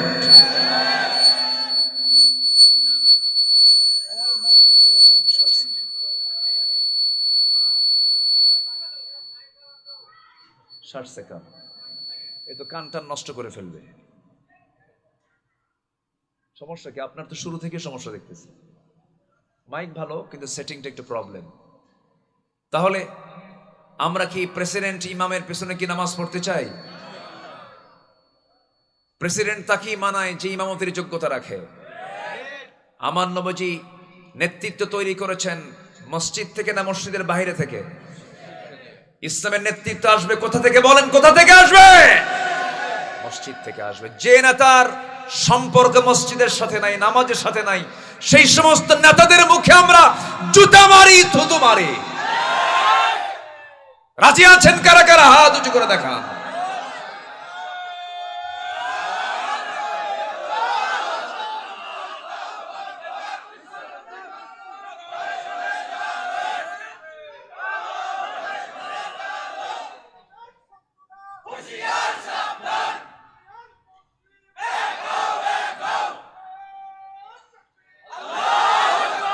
আল্লাহ কবুল করুন। জোরে বলে আমিন। আরো জোরে আমিন। শাসক ছিলেন সাইয়েদনা ওমর ফারুক রাদিয়াল্লাহু তাআলা আনহু। আল্লাহু আকবার। কি শাসক ছিলেন! তিনি শুধু শাসক ছিলেন না ইমামও ছিলেন? ইমাম ছিলেন। জুমার খুতবা দিচ্ছেন, এক মুসল্লির সামনে দাঁড়ায় বলে, ওমর খুতবা থামাও, তোমার খুতবা শুনবো না, আগে একটা প্রশ্নের জবাব দিতে হবে। কি? তোমার জুব্বা এত লম্বা কেন? আল্লাহু আকবার বলবেন না? তোমার জুব্বা এত লম্বা কেন? সাইয়েদনা ওমর ফারুক খুতবা থেমে দিলেন। মুসল্লি বলতেছে, ওমর ফারুক রাদিয়াল্লাহু তাআলা আনহু, রাষ্ট্রের পক্ষ থেকে আমিও কাপড় পেয়েছি, আপনিও কাপড় পেয়েছেন। যে কাপড় দিয়ে আমি জুব্বা বানিয়েছি, এই পরিমাণ কাপড় যদি আপনি পান, আপনি তো লম্বা মানুষ, আপনার এত লম্বা জুব্বা হওয়ার কথা নয়। অতিরিক্ত কাপড় আপনি লাগাইছেন, এই কাপড়ের হিসাব আগে দিতে হবে আপনার। সাইয়েদনা ওমর ফারুক রাদিয়াল্লাহু তাআলা আনহুর সামনে দাঁড়ানো আছেন, কোনো জবাব দিচ্ছেন না। পাশে থেকে তার ছেলে সামনে দাঁড়ায় বলতেছে, আমার পিতার জবাবটা আমি তার সন্তান হয়ে দেব। যে কাপড়টা আমিও পেয়েছি, আমার বাবাও পেয়েছেন। আমার বাবার অংশের কাপড় দিয়ে বাবার জুব্বা হয় না, অর্ধেক হয়, অর্ধেক হয় না। সেই সময় আমি তার সন্তান হয়ে বললাম, বাবা তোমার তো জুব্বা হয় না, এই কাপড় দিয়ে আমার অংশটা আমি তোমাকে দিয়ে দিলাম, আমার অংশটা জোড়া দিয়া তুমি জুব্বা বানায় নাও। এই জন্য বাবার জুব্বাটা পরিপূর্ণ হয়েছে। আস্তে করে মুসল্লি বসে গেল। ওমর ফারুক বললেন, ও মুসল্লি, তোমার কোনো প্রশ্ন আছে নাকি? হ্যাঁ। এবার না, কোনো প্রশ্ন নাই। হ্যাঁ, প্রশ্ন থাকতো যদি তুমি জুলুম করে, অতিরিক্ত করে তুমি যদি কাপড় নিতা, ক্ষমতার দাপট দেখা, যদি বেশি ক্ষমতার দাপট দেখা, যদি বেশি অংশ কাপড় নিয়ে যদি জুব্বা বানাতে, তখন আমি তোমার বিরুদ্ধে দাঁড়িয়ে যেতাম। ওমর ফারুক রাদিয়াল্লাহু তাআলা আনহু আস্তে করে মাথা নিচু করে আল্লাহর শুকরিয়া আদায় করে বলছে, আল্লাহ আমার জনগণ আমার ব্যাপারে এতটুকু সচেতন, আমি তোমার শুকরিয়া আদায় করি, আলহামদুলিল্লাহ। আমার বন্ধুগণ, নেতৃত্ব তো মসজিদ থেকে আসবে, কারণ মানুষকে ডাকতে হবে মসজিদের দিকে, দাওয়াতি কাজ করবো। আগে আমরা নামাজের জন্য মানুষকে ডাকবো। আমার বুকটা ফেটে যায় তখন যখন শুনি এদেশের 18 কোটি মুসলমান, অথচ নামাজ পড়ে মাত্র 5%। মসজিদ হচ্ছে ঘন ঘন। একই গ্রামের ভিতরে এক কোনায় মসজিদ, আরেক কোনায় মসজিদ, মাঝখান দিয়া মসজিদ। মসজিদে মসজিদে গ্রামটা ভরে গেছে, কিন্তু মুসল্লি নাই। ফজরের সময় দেখা যায় মসজিদে মুসল্লি মোট 3 জন, সভাপতি নাই, সেক্রেটারি নাই, এরপরে ক্যাশিয়ার নাই, কিন্তু মসজিদে মুসল্লি 3 জন। কারা কারা? ইমাম, মুয়াজ্জিন আর খাদেম। আমি কি ভুল বলতেছি? আমি কি ভুল বলতেছি? তারা কি আসে না বাধ্য হয়ে আছে? বাধ্য হয়ে আছে। তাহলে আমাদের দাওয়াতি কাজের ব্যর্থতা কত দেখেন। এই নাজিরপুরকে যদি টার্গেট করতাম আমরা মুসলমান, এই গ্রামের মুসলমানরা যদি সবাই টার্গেট করতেন, সবাই যদি সিদ্ধান্ত নিতাম, যদি এরকম করে বলতাম এই নাজিরপুরটাকে আমরা বেনামাজি মুক্ত এলাকা দেখতে চাই, কোনো ব্যবসায়ী বেনামাজি থাকবে না, কি এরকম কি সিদ্ধান্ত নেওয়া যেত না? নেওয়া যেত। এটাই দাওয়াতি কাজ। যেখানেই থাকবো, যেখানে বসবাস করবো, সেখানে আমার দাওয়াতি কাজ চলতে থাকবে। আপনি বণিক সমিতির সভাপতি হয়েছেন, ব্যবসায়ী সমিতির সভাপতি হয়েছেন, আল্লাহ আপনাকে এই পদটা দিয়ে দিয়েছেন, ভালো কথা। কিন্তু আপনার দায়িত্ব হলো আজান যখন হয়ে যাবে প্রত্যেক দোকানের শাটার বন্ধ করে নামাজের সময় সব গিয়ে ব্যবসায়ী মসজিদে নামাজ পড়বে, ঠিক কি না? এই যে দাওয়াতি কাজগুলো আপনার দায়িত্ব ছিল। উদউ ইলা সাবিলি রাব্বিকা বিল হিকমাতি ওয়াল মাউইযাতিল হাসানাহ ওয়াজাদিলহুম বিল্লাতী হিয়া আহসান। এই দাওয়াতি কাজ করতে বলেছেন কে বলেন? আল্লাহ তাআলা। পরিবারকে দাওয়াতি কাজ করতে হবে, সমাজের মাঝে দাওয়াতি কাজ করতে হবে, বন্ধু বান্ধবের মাঝে দাওয়াতি কাজ করতে হবে, দাওয়াতের একটা আন্দোলন গড়ে তুলতে হবে, দাওয়াতের একটা ঝড় তুলতে হবে। আল্লাহ রাব্বুল আলামিন তার রাসূলকে বলছেন, হে রাসূল 9টা দায়িত্ব দিয়েছে আপনাকে, 1 নম্বর দায়িত্ব হলো আপনার দাওয়াতি কাজ করতে হবে। আমার নবীজি দাওয়াতি কাজ করে বিফল না সফল? বিফল না সফল? নবীজির প্রথম দাওয়াতটা হলো বাইরে না ভিতরে। ভিতরে জাবেলে নূরে তিনি থাকলেন 5টা বছর। কয় বছর? 5 বছর। জাবেলে নূরের সময় গিয়েছেন কিনা জানি না, আমি নিজে গিয়েছি কয়েকবার। জাবেলে নূর হলো ওই যে গারে হেরা, যেই হেরা গুহার মধ্যে আমার নবীজি 5টা বছর ধ্যানমগ্ন ছিলেন। সত্য কোনো সন্ধান করতে গিয়ে 5টা বছর তার কেটে গেছে। 5ম বছরের শেষ সময়ের দিকে এসে নবীর কাছে সেই ফেরেশতা আসলেন যে ফেরেশতা আগের পয়গম্বরদের কাছে এসেছেন। নবীর কাছে এসে বলছেন, ইকরা, আপনি পড়েন, আপনি পড়েন। রাসূল বলছেন, মা আনা বিকারিইন, আমি তো কলেজে যাই না, আমি তো ভার্সিটিতে যাই না, আমি পড়বো কেমন? আমি পড়তে পারি না। আপনি পড়েন, আপনি পড়েন, আপনি পড়েন সেই মহান প্রভুর নামে যিনি মানুষকে সৃষ্টি করেছেন। ইকরা বিসমি রাব্বিকাল্লাযী খালাক। আমার নবীর বুকের সঙ্গে জিবরাইল বুকটা লাগায় দিয়া শক্ত করে চেপে ধরে যখন তাকে ওইটা দেওয়া হলো, 5টা আয়াত দেওয়া হলো। কয়টা আয়াত বলেন? সূরাতুল আলাকের 5টা আয়াত নিলেন আমার নবীজি নিয়ে। সেই জাবালে নূর থেকে নেমে এসে ইচ্ছা করলে পরে তিনি অন্য কাউকে দাওয়াত দিতে পারতেন। সবার আগে ঘরের মধ্যে ঢুকে বলছে, খাদিজা জাম্মিলুনি জাম্মিলুনি, আমাকে বস্ত্র আচ্ছাদন করে দাও, আমাকে কম্বল আচ্ছাদন করে দাও। লাকাদ খাশিতু আলা নাফসি, আমি আমার জীবনের শঙ্কিত বাঁচবো কিনা জানি না। ওরে ওরে খাদিজা, আমার কাছে আল্লাহর পয়গম্বর, আমি আল্লাহর পয়গম্বর, আল্লাহ আমার কাছে ফেরেশতা পাঠিয়েছেন, আমি আল্লাহর নবী, তোমাকে বিশ্বাস হয় নাকি? খাদিজা চোখের পানি ফেলতে ফেলতে বলছেন, আমার স্বামী গো, 15টি বছর ধরে দাম্পত্যময় জীবন চালালাম, যার মুখ থেকে অযাচিত কোনো কথা শুনলাম না, অপ্রাসঙ্গিক একটা বাজে বেহুদা কথা শুনতে পেলাম না, যার মুখ থেকে কোনোদিন একটা বারের জন্য একটা মিথ্যা বচন শুনতে পেলাম না। আপনি যে আল্লাহর নবী কোনো সন্দেহ নাই, বুঝতে পেরেছি। আপনি আমাকে পড়ায়া দেন, আশহাদু আল্লা ইলাহা ইল্লাল্লাহু ওয়াহদাহু লা শারীকা লাহু ওয়া আশহাদু আন্না মুহাম্মাদান আবদুহু ওয়া রাসূলুহু। রাসূলের দাওয়াতি কাজ আগে প্রথমে বাইরে না ভিতরে? ভিতরে। সন্তান নামাজ পড়ে না, আপনার 4-5টা আপনার সন্তান, সবগুলোকে জড়ো করবেন, বউটাকে সামনে নেবেন, সন্তানগুলোকে এক জায়গায় করে বসবেন, একটা গ্যাদারিং করলেন, বসলেন, বসে বললেন, বাবা শোনো, আমার মেয়েরা শোনো, এইদিকে আসো, আমরা এখানে বসবাস করছি কয় ছাদের নিচে? 1 ছাদের নিচে। আমরা যেমন দুনিয়াতে 1 ছাদের নিচে এক পরিবারে আমরা বসবাস করছি, একসঙ্গে আমরা এই সময়গুলো কাটাচ্ছি, খাওয়া দাওয়া করছি, ঘুমাচ্ছি, আমাদের জীবন চালাচ্ছি। ও আমার মেয়ে, ও আমার ছেলেগুলো, তোমরা কি চাও না জান্নাতের মধ্যে আমরা এক জান্নাতে থাকতে চাই? তোমরা কি চাও নাকি? হ্যাঁ চাই। তুমি যদি নামাজ পড়ো, তুমি যদি দিন মানো, তুমি যদি কোরআন মানো, এক জান্নাতে আমরা থাকবো। এইরকম করে দাওয়াতি কাজগুলো আমাদের প্রত্যেকটা পরিবারে দরকার আছে না নাই? স্কুলে যায় না সন্তান, স্কুলে যায় না সন্তান, কত শাসন করি। এরপরে প্রাইভেটে যায় না সন্তান, কত শাসন করি। ইংরেজি পড়ানোর শাসন করি, বাংলা পড়ানোর শাসন করি, অঙ্ক পড়ানোর শাসন করি, ফিজিক্স কেমিস্ট্রি পড়ানোর শাসন করি, কিন্তু কোরআন পড়তে পারে না, নামাজ পড়তে যায় না, ফজরের সন্তান ওঠে না। বাবা একটা বারের জন্য সন্তানকে ডাকে না, ওর নাকি ঘুম নষ্ট হবে। যারা ফজরে ঘুমায় তাদের কি ঘুম নষ্ট হয় না শরীর নষ্ট হয়? কি নষ্ট হয় বলেন, কি নষ্ট হয়? আল্লাহ বলছেন আসসালাতু খায়রুম মিনান নাওম, ঘুম থেকে নামাজ উত্তম। অতএব ওই সময় যারা ঘুমাবে তাদের রোগ আছে না নাই?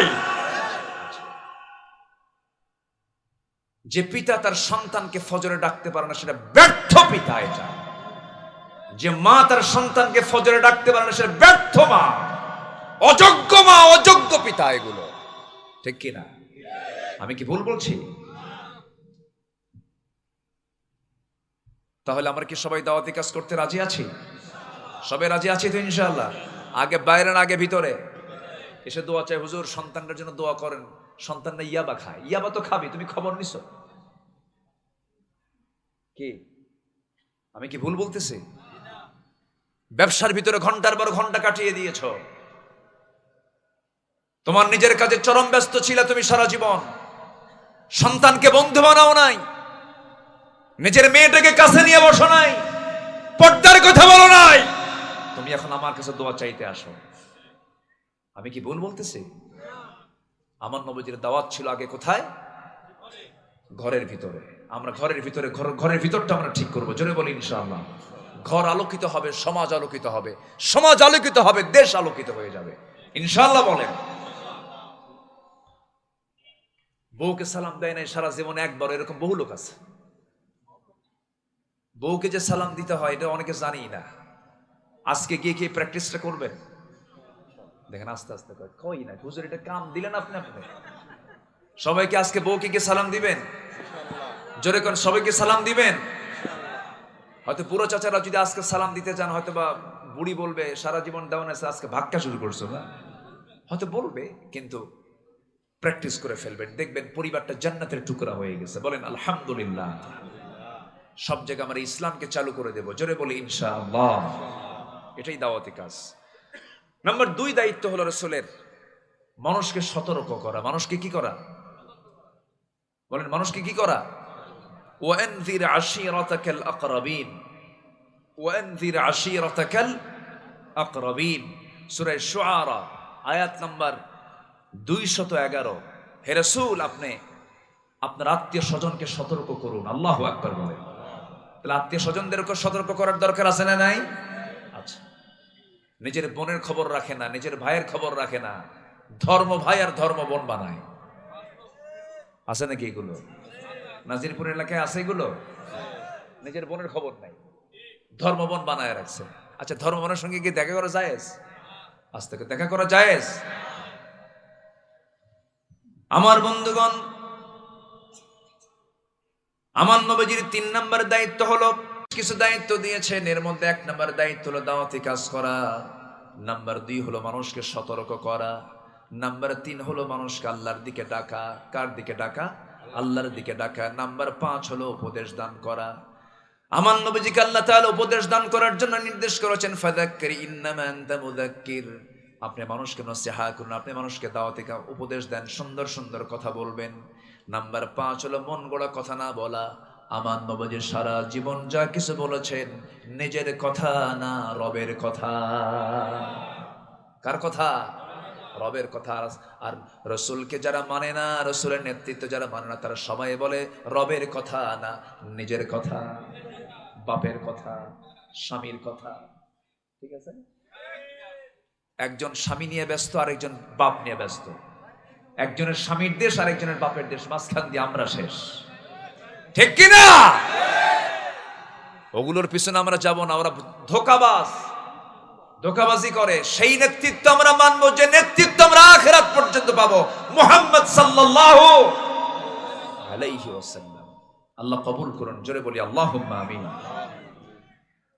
নাম্বার 6 হলো দিন প্রচারে বল প্রয়োগ না করা। দিন প্রচারে বল প্রয়োগ না করা। আমার নবীজি খুব অস্থির হয়ে যাচ্ছিলেন, দাওয়াতি কাজ করছেন কিন্তু কাজ হচ্ছে না।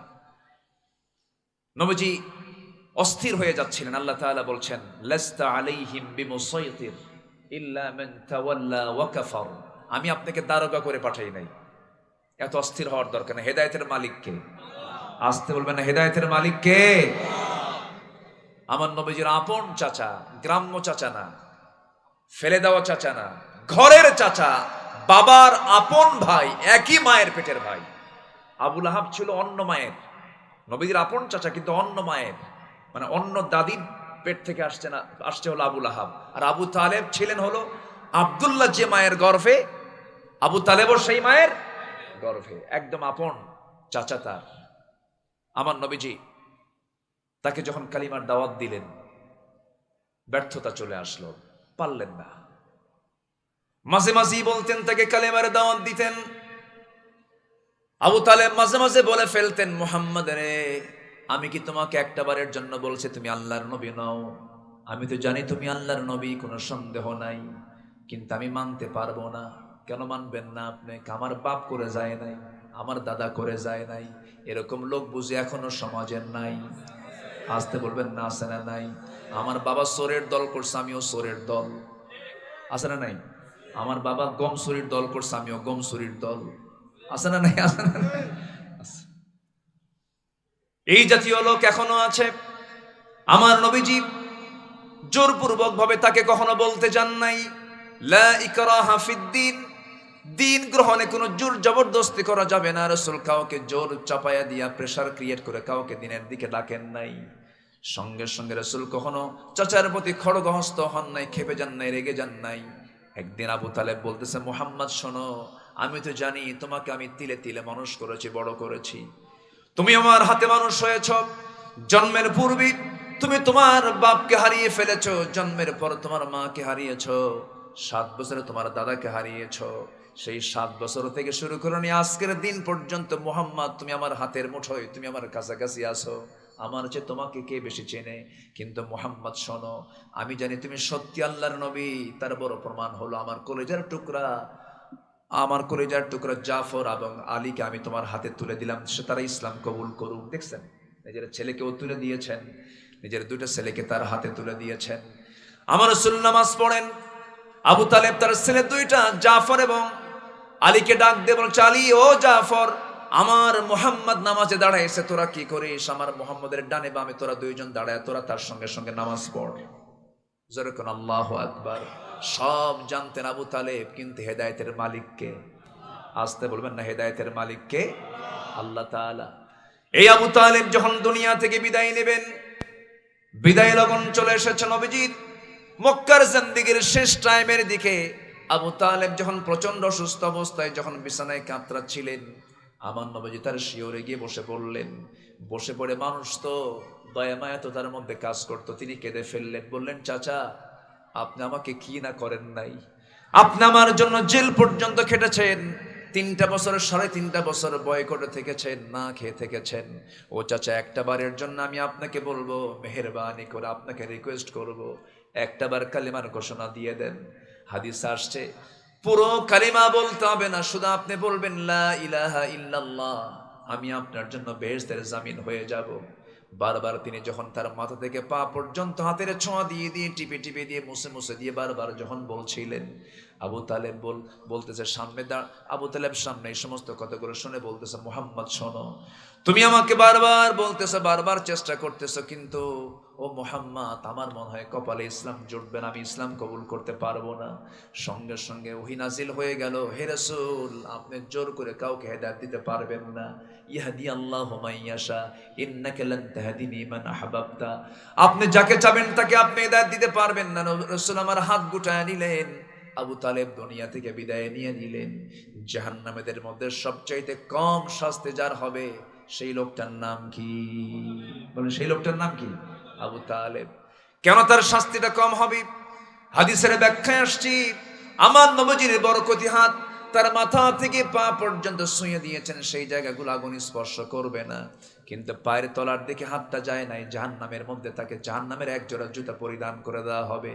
ওই জাহান্নামের আগুন দ্বারা নির্মিত সেই জুতা দিয়ে যে টকবক করবে আগুন, সেই ব্রেন পর্যন্ত চলে আসবে, ব্রেন পর্যন্ত টকবক করবে।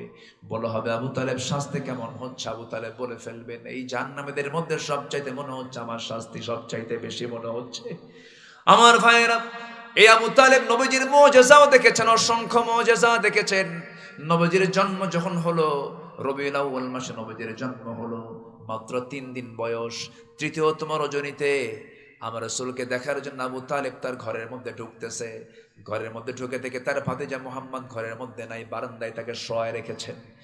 মা আমেনা, আমার নবীজির মা আমেনা তাকে বারান্দায় শোয়ায় রেখেছেন, উঠানে শোয়ায় রেখেছেন, খোলা চাঁদনি আকাশের নিচে তাকে শোয়ায় রেখে দিয়া মা আমেনা দূরে দূরে থাকেন, চোখের পানি ফেলে ফেলে কান্দেন। একদিন আবু তালেব স্মৃতিচারণ করতে নিয়ে বলতেছে, মুহাম্মদ তুমি তো আজকে আল্লাহর নবী হয়েছো, আমি তোমাকে একটা কথা বলবো, তোমার কি এটা মনে আছে কিনা জানি না। মুহাম্মদ বলো তো কি চাচা, বলেন তো। তুমি যখন ছোট ছিলে, নবজাতক 3 দিনের শিশু তুমি, আমি তোমাকে দেখার জন্য তোমাদের ঘরের মধ্যে ঢুকলাম, কিন্তু গিয়ে দেখি তোমার মা তোমার কাছে নাই, তোমাকে চাঁদনি খোলা আকাশের নিচে তোমাকে শোয়ায় রেখেছে। তোমার মা হাউমাউ করে কান্দে, স্বামী নাই, স্বামীর জন্য বারবার সে ছটফট করে আর কান্দে। তোমাকে কোলে নিতে গেলেই তোমার মার কান্নার পরিমাণটা বেড়ে যায়, তোমার কাছ থেকে তোমার মা দূরে দূরে থাকে। কিন্তু সেই সময় আমি একটা জিনিস লক্ষ্য করছিলাম, তুমি যখন একাকী খোলা আকাশের নিচে, যখন তুমি চাঁদের নিচে যখন শুয়েছিলা, সেই সময় দেখতে পেলাম তোমার ডান হাতটা যখন বাম দিকে যায়, চাঁদটা তোমার হাতের সঙ্গে সঙ্গে বাম দিকে যায়।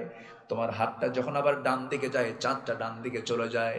তোমার দুটো হাত যখন তুমি স্বেচ্ছায় যখন নিচের দিকে নেমে আনো, সঙ্গে সঙ্গে চাঁদটা তোমার দিকে কাছাকাছি চলে আসে। তোমার সঙ্গে চাঁদ খেলা করতেছিল, এটা কতটুকু সত্য মুহাম্মদ বলো তো। সঙ্গে সঙ্গে রাসূল বলছেন, চাচা জন্মের পূর্বে বাপকে হারাইছি, জন্মের পর পর আমার মাকে হারাইছি, কিন্তু আমার মার সবচেয়ে বড় কষ্ট হয়েছিল আমার যখন জন্ম হলো। আমি শিশু, মুহাম্মদ যখন ভূমিষ্ঠ হলাম, আমার মা আমাকে কোলে নেন, কিন্তু বারবার স্বামীর কথা মনে হয়ে যায়।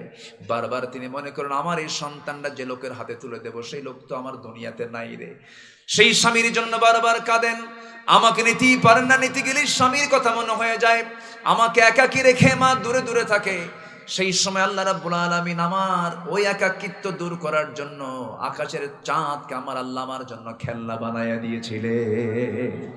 জোরে কোন সুবহানাল্লাহ, আর জোরে বলি সুবহানাল্লাহ। চিন্তা করে দেখেন, আবু তালেবের মতো মানুষ নবীর জীবনের কত বড় স্মৃতিময় মানুষ। নবীর প্রতি তার ভালোবাসার চুলও কম ছিল না, এক চুল পরিমাণ মুহাব্বতের কোনো কমতি ছিল না। সব ছিল ষোলো আনা, কিন্তু শুধু ছিল না কি, ঈমান ছিল না, আনুগত্য ছিল না। এই জন্য ভালোবাসাও দরকার, আনুগত্যও দরকার, ভালোবাসাও দরকার, আনুগত্যও দরকার। এখান থেকে আরেকটা বিষয় প্রমাণিত, আপনি ভালোবাসলে আপনি কাউকে হেদায়েত দিতে পারবেন না। দিন প্রচারে বল প্রয়োগ করে কোনো লাভ নাই। দিন প্রচার করব আমি, সাহায্য করবেন কে? আসতে বলবেন, সাহায্য করবেন কে? 6টা পয়েন্ট আমরা জেনে গেলাম।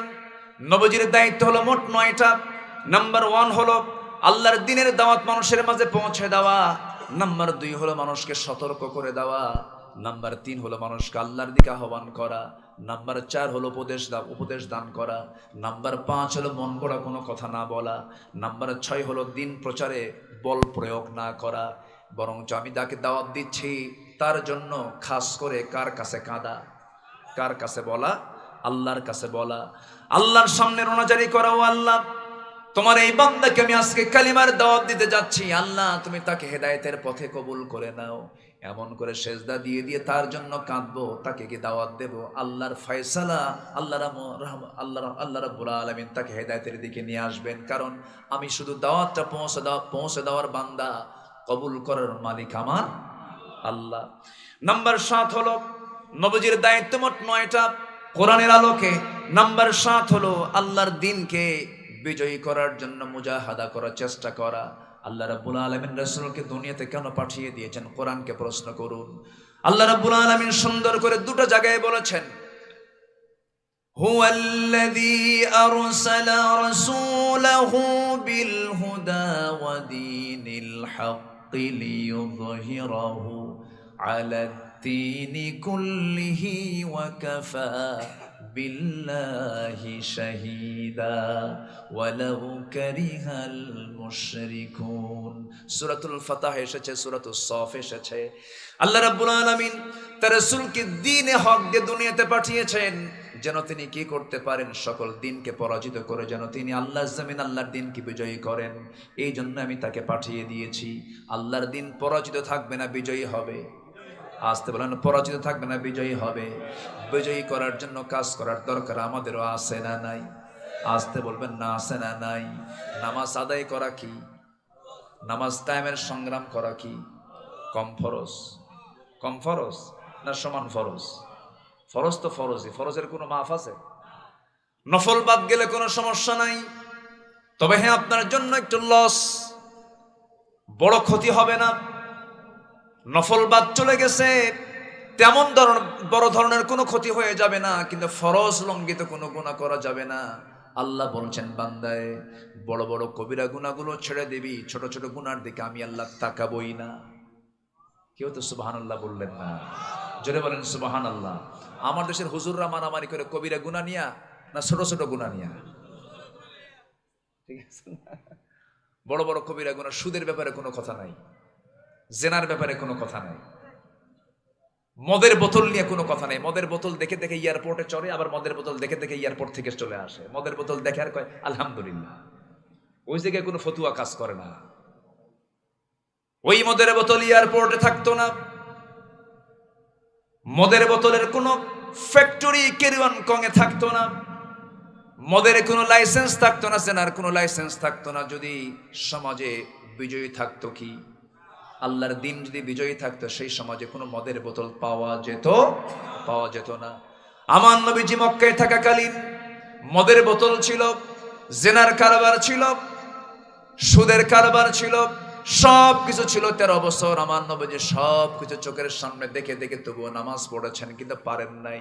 সুদের কারবার বন্ধ করতে পারেন নাই, জেনার কারবার বন্ধ করতে পারেন নাই, এরপরে জেনা বন্ধ করতে পারেন নাই, মদ বন্ধ করতে পারেন নাই, খুন বন্ধ করতে পারেন নাই, গুম বন্ধ করতে পারেন নাই, জুলুম বন্ধ করতে পারেন নাই। কারণ সেই সময় ক্ষমতা ছিল নবীর হাতে না আবু জেহেলের হাতে? কার হাতে ছিল ক্ষমতা বলেন তো? বরং আমার নবী ওই মক্কায় থাকাকালীন যেদিন থেকে নামাজ ফরজ হয়ে গেছে, মেরাজের রজনীতে নামাজটা ফরজ হলো, আমার নবীজি নামাজ যখন ফরজ হয়ে গেছে, নামাজ রাসূল যে পড়েছেন, প্রথম কিবলা ছিল বাইতুল আকসা। নামাজ পড়তে পড়তে হঠাৎ করে আল্লাহ রাব্বুল আলামিন তার মনের আশা কবুল করলেন, তার কিবলা হয়ে গেল বাইতুল আকসা না বাইতুল হারাম? বাইতুল ফাওয়াল্লি ওয়াজহাকা শাতরাল মসজিদিল হারাম। আমার নবীজি মসজিদ হারামের দিকে নামাজ পড়া শুরু করলেন, কিন্তু মসজিদ হারামের দিকে নামাজ পড়তেছেন, কিন্তু কাফের আবু জেহেলরা ওই বাইতুল হারামের ভিতরে আল্লাহর এই নিজের ঘর, আল্লাহর ঘর বাইতুল হারামের ভিতরে তারা 360টা মূর্তি সাজিয়ে রেখেছে। রাসূল 13 বছর ওই মূর্তিগুলোকে সামনে রেখে বাইতুল হারামের দিকে হয়ে নামাজ পড়েছেন। মক্কায় থাকাকালীন কি তিনি সরাতে পেরেছেন? পারেন নাই। ওই অবস্থায় তিনি নামাজ পড়তে বাধ্য হয়েছেন। একদিন তিনি, তাফসীর আসছে, একদিন তিনি মনে মনে চিন্তা করলেন, একটু ভিতরে ঢুকবো আমি। চাবি তো তার হাতে নাই, তো কাবার চাবিওয়ালা একজন ছিল, তার নাম হলো ওসমান বিন তালহা। আমি কি শেষ করে দেব নাকি? আলোচনা চালাবো? আমরা তো একটা আলোচনার একটা পর্যায়ে আছি এখন, তাই না? জি, আচ্ছা ঠিক আছে, আপনি যতক্ষণ শুনবেন আমি ততক্ষণ আছি। কি ফজর পর্যন্ত থাকবেন আপনারা? ফজর পর্যন্ত ইনশাআল্লাহ। মুরব্বি কি কয় দেখছেন? হ্যাঁ জি, আলহামদুলিল্লাহ। জি জি, ইনশাআল্লাহ ইনশাআল্লাহ। এত সুন্দর মানুষ আপনারা, বলি আলহামদুলিল্লাহ। সব মাহফিলে সামিয়ানা পাই, আজকে কোনো সামিয়ানা দেয় নাই। ভালো হয়েছে, আকাশে তো একটা সামিয়ানা আছে, সমস্যা ভালো হয়েছে আলহামদুলিল্লাহ। তবে এটা হয় কি, মানে একটু এলোমেলো দেখা যায়, মানে একটা সামিয়ানা হলে একটু ভালো হয়। যাই হোক, তারা যে দৃষ্টিভঙ্গিতে দিয়েছেন একদিকে খারাপ না, মানে যেন গরম থেকে বাঁচা যায়, বলি আলহামদুলিল্লাহ। এই মাহফিল তো প্রত্যেক বছর হয় না, এবছর শুরু হলো, আমাকে দিয়ে শুরু করলেন, আলহামদুলিল্লাহ। সাব্বির কই? আলহামদুলিল্লাহ। আমি তো ভাবছিলাম যে আজকে আর মাইকে মনে হয়, ঠিক আছে আলহামদুলিল্লাহ আলহামদুলিল্লাহ। আমি ভাবছিলাম যে আজকে আর মাইকটা মনে হয় ওপেন হবে না, সাব্বির যে আওয়াজে কথা বলতেছে আজকে ওয়াজ সাব্বিরই করবে। মাশাআল্লাহ, অনেক সুন্দর তার আওয়াজ। আল্লাহ তুমি তার আওয়াজটাকে দ্বীনের জন্য কবুল করো, জোরে বলি আমিন। আমার এই জায়গায় আমি না বসে, যদি আমার পাশে যে বসে আছেন মাসুদুর রহমান, খুব সুন্দর গোছানো সাজানো আলোচনা করেন, আমার মনে হয় আমার চেয়ে সুন্দর কথা বলতে পারতেন। আল্লাহ তুমি আমার মাসুদ ভাইয়ের কথাকে আরো সুন্দর করে দাও। জোরে বলি আল্লাহুম্মা আমিন, আরো জোরে আল্লাহুম্মা আমিন। সম্মানিত ভাইয়েরা, নবীজির 7 নম্বর দায়িত্ব হচ্ছে আল্লাহ তাআলা তাকে পাঠিয়েছেন এই জমিনে দিনকে কি পরাজিত রাখার জন্য না বিজয়ী করার জন্য? সাহায্য করবেন কে? সাহায্য করবেন কে? কাবার দরজার সামনে দাঁড়ায় দেখেন তালা মারা, কাবার চাবিওয়ালাকে ডাক দিয়ে বলেন, চাবিওয়ালা তালা কি কাবার চাবিওয়ালা তুমি আমাকে চাবিটা দেবে কি? কি করবে? একটু ভিতরে ঢুকবো, আমি একটু চাচ্ছিলাম ভিতরে ঢুকে আমি আল্লাহকে সেজদা দিয়ে আমি আমার আল্লাহকে খুশি করব, তুমি কি চাবিটা দেবে?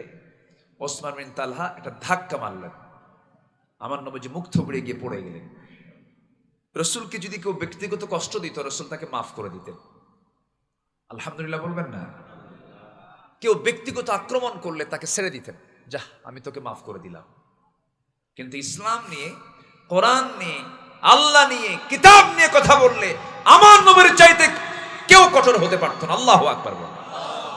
সবচেয়ে কঠোর ছিলেন মুহাম্মদ সাল্লাল্লাহু, বিচারে তিনি কঠোর ছিলেন, বিচারে চরম কঠোর ছিলেন। উচ্চ বংশীয়া গোত্রের, উচ্চ বংশের একজন নারী চুরি করে ধরা পড়ে গেছে। যদি ধনী যদি চুরি করে শাস্তি আছে না নাই? গরিব যদি চুরি করে এখানে বিবেচনা আছে না নাই? যে অভাবী, যে চুরি করছে অভাবের কারণে তার ক্ষেত্রে কিছু বিবেচনা আছে, কিন্তু ধনী যদি চুরি করে সেখানে কোনো প্রকার বিবেচনা করা যাবে? আমার দেশে অভাবী চোর বেশি না স্বভাবী চোর বেশি? শিক্ষিত চোর বেশি না অশিক্ষিত চোর বেশি? আলহামদুলিল্লাহ, দোয়া করতে থাকেন চোর আরো বাড়ুক। আর কি বলবো আমি? কলমের খোঁচা দিয়ে কোটি কোটি টাকার লোপাট হচ্ছে, এবং দেশপ্রেমিকের মানে বক্তব্য দিতে দিতে মুখে ফেনা তুলে ফেলে। দেশপ্রেমিক জনতা আমরা, দেশপ্রেমিকের পরিচয় দিয়ে কোটি কোটি টাকা দেশ থেকে পাচার করছে যারা, এরা ভণ্ডের প্রতারক, জনগণের সঙ্গে ধোঁকাবাজি করে চলছে এরা, ঠিক কিনা? এদের মুখে দেশপ্রেম মানায় না। দেশপ্রেম তারই মানায় যারা দেশের সম্পদ দেশে গচ্ছিত রাখে, ঠিক কিনা? যুবকরা, ওই নেতৃত্ব মানবা না যে নেতাগুলো তাদের সন্তানকে বিদেশে পড়ায় তোমাকে দিয়ে রাজনীতি করায়। মানবা না এগুলো। ওরা ঠিকই পড়াশোনা করাচ্ছে, ওদের সন্তানকে শিক্ষিত বানাচ্ছে, আর তোমাদেরকে দিয়ে অস্ত্র হাতে তুলে দিয়ে, ইয়াবা তুলে দিয়ে, নোংরা নারীর সঙ্গে জেনার পরিবেশ তৈরি করে দিয়ে তোমাদের চরিত্র নষ্ট করে দিচ্ছে। ওগুলো মানবা না। আমার নবীজি চাবিটা নিতে গেলেন, ধাক্কা খেলেন, পড়ে গেলেন। পড়ে যাওয়ার সঙ্গে সঙ্গে আমার নবীজি আস্তে করে উঠে দাঁড়ালেন, দাঁড়িয়ে বলছেন, ওসমান বিন তালহা, আজকে তোমার ক্ষমতা আছে, ক্ষমতার দাপট দেখিয়ে তুমি আজকে আমাকে ধাক্কা দিয়ে ফেলে দিলা, কিন্তু তুমি কি জানো যে চাবিটা আজকে তোমার কাছ থেকে আমি চাচ্ছিলাম, ওই চাবি একদিন আল্লাহ তাআলা আমার হাতে তুলে দিবে। এই কথা বলার সঙ্গে সঙ্গে ওসমান বিন তালহা কাঁপতে শুরু করলো। কাঁপতে কাঁপতে গিয়ে নবীর কাছে এসে বলতেছে, মুহাম্মদ, আমি তোমাকে কাবার চাবিটা বুঝাই দেব, কিন্তু আমি তোমাকে দিতে মানা করেছি এই জন্য, কারণ উশৃঙ্খল নেতা আবু জেলের ভয় লাগে আমার। দেখছেন, ওরা ভয় করতো। আবু জেল যদি জেনে যায় চরম সমস্যা হয়ে যাবে। আমি তোমাকে চাবি দেব, কিন্তু কাউকে জানানো যাবে না, আমি তোমাকে লুকোচুরি করে চাবিটা দিয়ে দিচ্ছি। রাসূল বললেন, ঠিক আছে, আমারে দাও। চাবি নিলেন, চাবি নিয়ে দরজা খুললেন, ভিতরে ঢুকে দেখেন 360টা মূর্তি সাজানো গোছানো আছে। নবীজির মেজাজ গরম হয়ে গেল, কারণ নবীর দেহের মধ্যে ইব্রাহিমের রক্ত। কার রক্ত বলেন? ইব্রাহিমের রক্ত, ইসমাইলের রক্ত। আমার নবীজি সেই মূর্তিগুলোকে দেখলেন, মনে মনে চিন্তা করলেন ভেঙ্গে চুরমার করে ফেলবো, কিন্তু পারলেন না, কারণ ক্ষমতা সেই সময় নবীর হাতে না আবু জেহেলের হাতে। সেই সময় মক্কার পাওয়ারটা কার হাতে? মক্কার সিটি মেয়র কে? মক্কার সিটি মেয়র কে? বিনা ভোটে, কিন্তু ভোট ছাড়া। কি ভোটে? বিনা ভোটে। বিনা ভোটে মানে মেয়র হওয়ার অভিষেক স্টার্টিং করেছে কে বলেন তো? বলেন, কে শুরু করছে? বুঝে নেন কে আছেন। সে আল্লাহ কি নাই? আল্লাহ আছেন। মক্কা থেকে মদিনায় পাড়ি জমালেন। মদিনায় যাওয়ার সঙ্গে সঙ্গে সেখানে গিয়ে ইহুদি বনু কুরাইজা, বনু কাইনুকা সহ বহু গোত্র যারা ছিল তাদের সঙ্গে বিভিন্ন চুক্তির মধ্য দিয়ে ছোট্ট একটা নগর রাষ্ট্র গড়ে তুললেন। মদিনায় ক্ষুদ্র একটা রাষ্ট্র গড়ে তুললেন। 1 বছরে যেতে না যেতে মক্কার কুরাইশরা মদিনা পর্যন্ত আক্রমণ করে বসার পরিকল্পনা করলো। বদর প্রান্তর পর্যন্ত চলে গেছে। ওই বদর প্রান্তরে মাত্র একটা উট নিয়া, তরবারি নাই, খেজুর গাছের ডাল নিয়া, 313 জন সাহাবী নিয়া 1000 অস্ত্র শস্ত্রে সজ্জিত আবু জেহেলদের বিরুদ্ধে মোকাবেলা করেছেন সাহাবীরা। সাহায্য এসেছে কার? ওয়ালাকাদ নাসারাকুমুল্লাহু বিবাদরিন ওয়া আনতুম আযিল্লাহ। বদরের প্রান্তরে আমি আল্লাহ হাজার হাজার ফেরেশতা পাঠিয়ে দিয়ে তোমাদেরকে বিজয় দিয়েছি। সে আল্লাহ আজও দুনিয়াতে আছেন না নাই? আর সে আল্লাহ এখন আছেন না নাই বলেন? আমাদের সাহায্য করার জন্য কে যথেষ্ট? আমাদের বিজয়ের জন্য সংখ্যা দরকার না সাহায্য দরকার? আমাদের বিজয়ের জন্য অস্ত্র দরকার না ঈমান দরকার? ঈমান দরকার। ঈমান হলে পরে আর সাহায্য আসবে আল্লাহর, বিজয় হবে আমাদের। বলেন আলহামদুলিল্লাহ। আমার বন্ধুগণ, আমার ভাইয়েরা, সেই দিন বিজয়ের জন্য যদি নবীজিকে বাড়ি ছাড়তে হয়, নবীজিকে মার খেতে হয়, নবীজিকে হিজরত করতে হয়, নবীজিকে যুদ্ধ করতে হয়, ঘোড়ার পিঠে চড়তে হয়, অস্ত্র হাতে নিতে হয়, বাতিলের মোকাবেলা করতে হয়, রক্ত ঝরানোর প্রয়োজন হয়, সেই দিন বিজয়ের জন্য আজকে এই সমাজেও দিন বিজয়ের জন্য যদি আমাদের রক্ত ঝরাতে হয়, সেই রক্তকে সবাই ঝরাতে রাজি আছেন নাকি? সবাইকে রাজি আছেন? সবাইকে রাজি আছেন? জানমাল দিতে রাজি আছেন? যারা জান্নাত পাবেন তারা জানমাল কোরবান দিতে রাজি আছেন? কারা কারা হাত উঁচু করে দেখেন মুসলমান।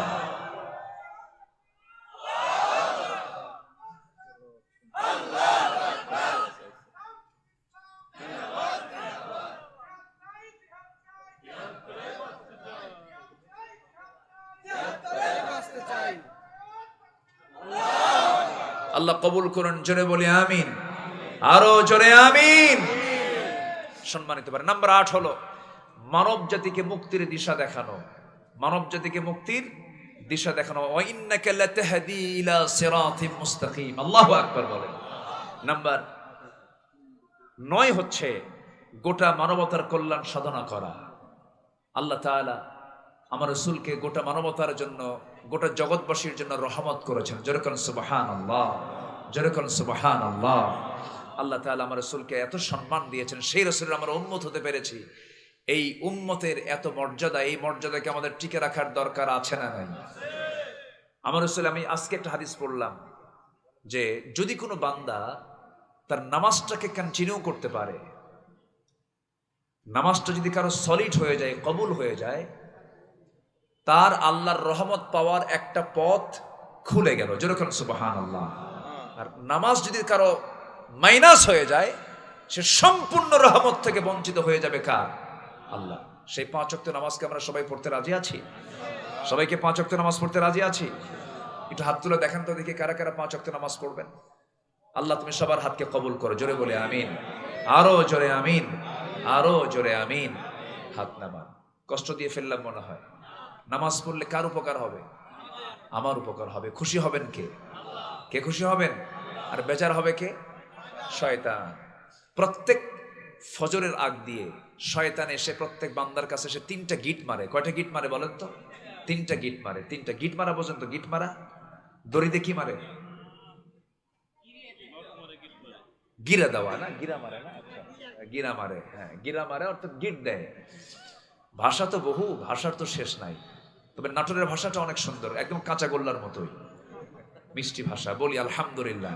কিন্তু আজকে সবুজ ভাই কিন্তু কাঁচা গোল্লা খাওয়াই নাই, বুঝলেন? রেখে দিছে, বুঝলেন? রেখে দিছে আছে, মানে এমন দাওয়াত দিছে যে রেখে দিছে, এখনো খাওয়াই নাই। আচ্ছা, একসাথে দেবে। যাক, এমনি মজা করলাম। ভাষার কি শেষ আছে বলেন তো? কিন্তু ভাষাটা কে দিয়েছেন বলেন তো? আল্লাহ দিয়েছেন। এই একই দেশ, কত ভাষা, কত বিচিত্র ভাষা দিয়ে আল্লাহ তাআলা এই দেশটাকে গড়িয়েছেন। গোটা পৃথিবী থেকে আল্লাহ তাআলা 4,500 ভাষা দিয়েছেন। বলেন আলহামদুলিল্লাহ। কত হাজার ভাষা বলেন তো? 4,500 ভাষা দিয়েছেন। কেন দিয়েছেন? কি জন্য দিয়েছেন? এটাই তো আমার আল্লাহ তাআলার সবচেয়ে বড় কুদরত। আল্লাহু আকবার বলেন। তো শয়তান 3টা গিট দিয়ে দেয়, গিট মেরে চলে যায়। রাসূল বলেন, তোমার কি সেই 3টা গিট ছোটাতে চাও? সাহাবা কেরাম বললেন, হ্যাঁ আমরা ছুটাতে চাই। রাসূল আমলটা শিখাইয়া দিলেন। সেই 3টা গিট যদি ছুটাতে চাও, নাম্বার 1 হলো, যখন তোমার কানে আজানটা চলে আসবে সঙ্গে সঙ্গে বিছানা থেকে পিঠটা তুমি সরায় নিয়ে তুমি বসে পড়বে। 1 নাম্বার গিটটা ছুটে যাবে। নাম্বার 2 হলো, সুন্দর করে নামাজের নিয়তে ওযু বানায় নিবা। ওযু করতে হবে কিসের নিয়তে বলেন? কিসের নিয়তে? নামাজের নিয়তে। মূলত ওযুটা কিসের জন্য করা হয় বলেন তো? বলেন বলেন বলেন বলেন। তাহাজ্জুদ নামাজ পড়া নফল, কিন্তু ওযু করা কি? ফরজ। ওযু সর্বক্ষণের জন্য কি? ফরজ। নামাজ পড়তে গেলেই ওযু করা, যদিও নফল নামাজ, কিন্তু ওযু করা ফরজ। ওযুর গুরুত্ব অনেক। ওযু বানালে পরে হাতের সগীরা গুনাহগুলো মাফ হয়ে যায়। মুখমণ্ডল ধৌত করলে মুখের সগীরা গুনাহগুলো মাফ হয়ে যায়। মাথা মাসে করলে মাথার সগীরা গুনাহগুলো মাফ হয়ে যায়। 2 পা ধৌত করলে 2 পায়ের সগীরা গুনাহগুলো মাফ হয়ে যায়। বান্দা যখন নামাজে দাঁড়ায়, আল্লাহ বান্দার সামনে দাঁড়ায় যান। বান্দা যখন সূরা ফাতিহা একটা একটা করে আয়াত বলে, আল্লাহ তাআলা একটা একটা করে জবাব দিয়ে দেন। বান্দা যখন রুকুতে যায়, আল্লাহ তখন অস্থির হয়ে যান।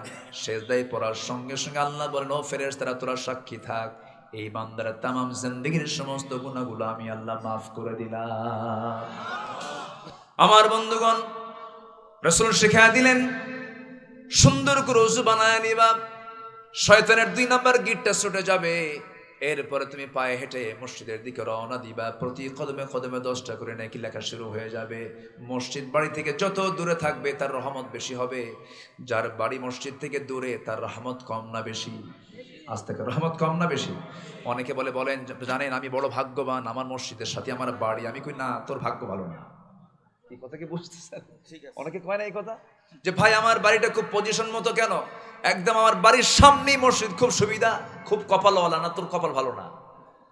রাসূল বলেছেন তার কপালটা ভালো যার বাড়িটা মসজিদ থেকে সবার দূরে। আল্লাহু আকবার বলো।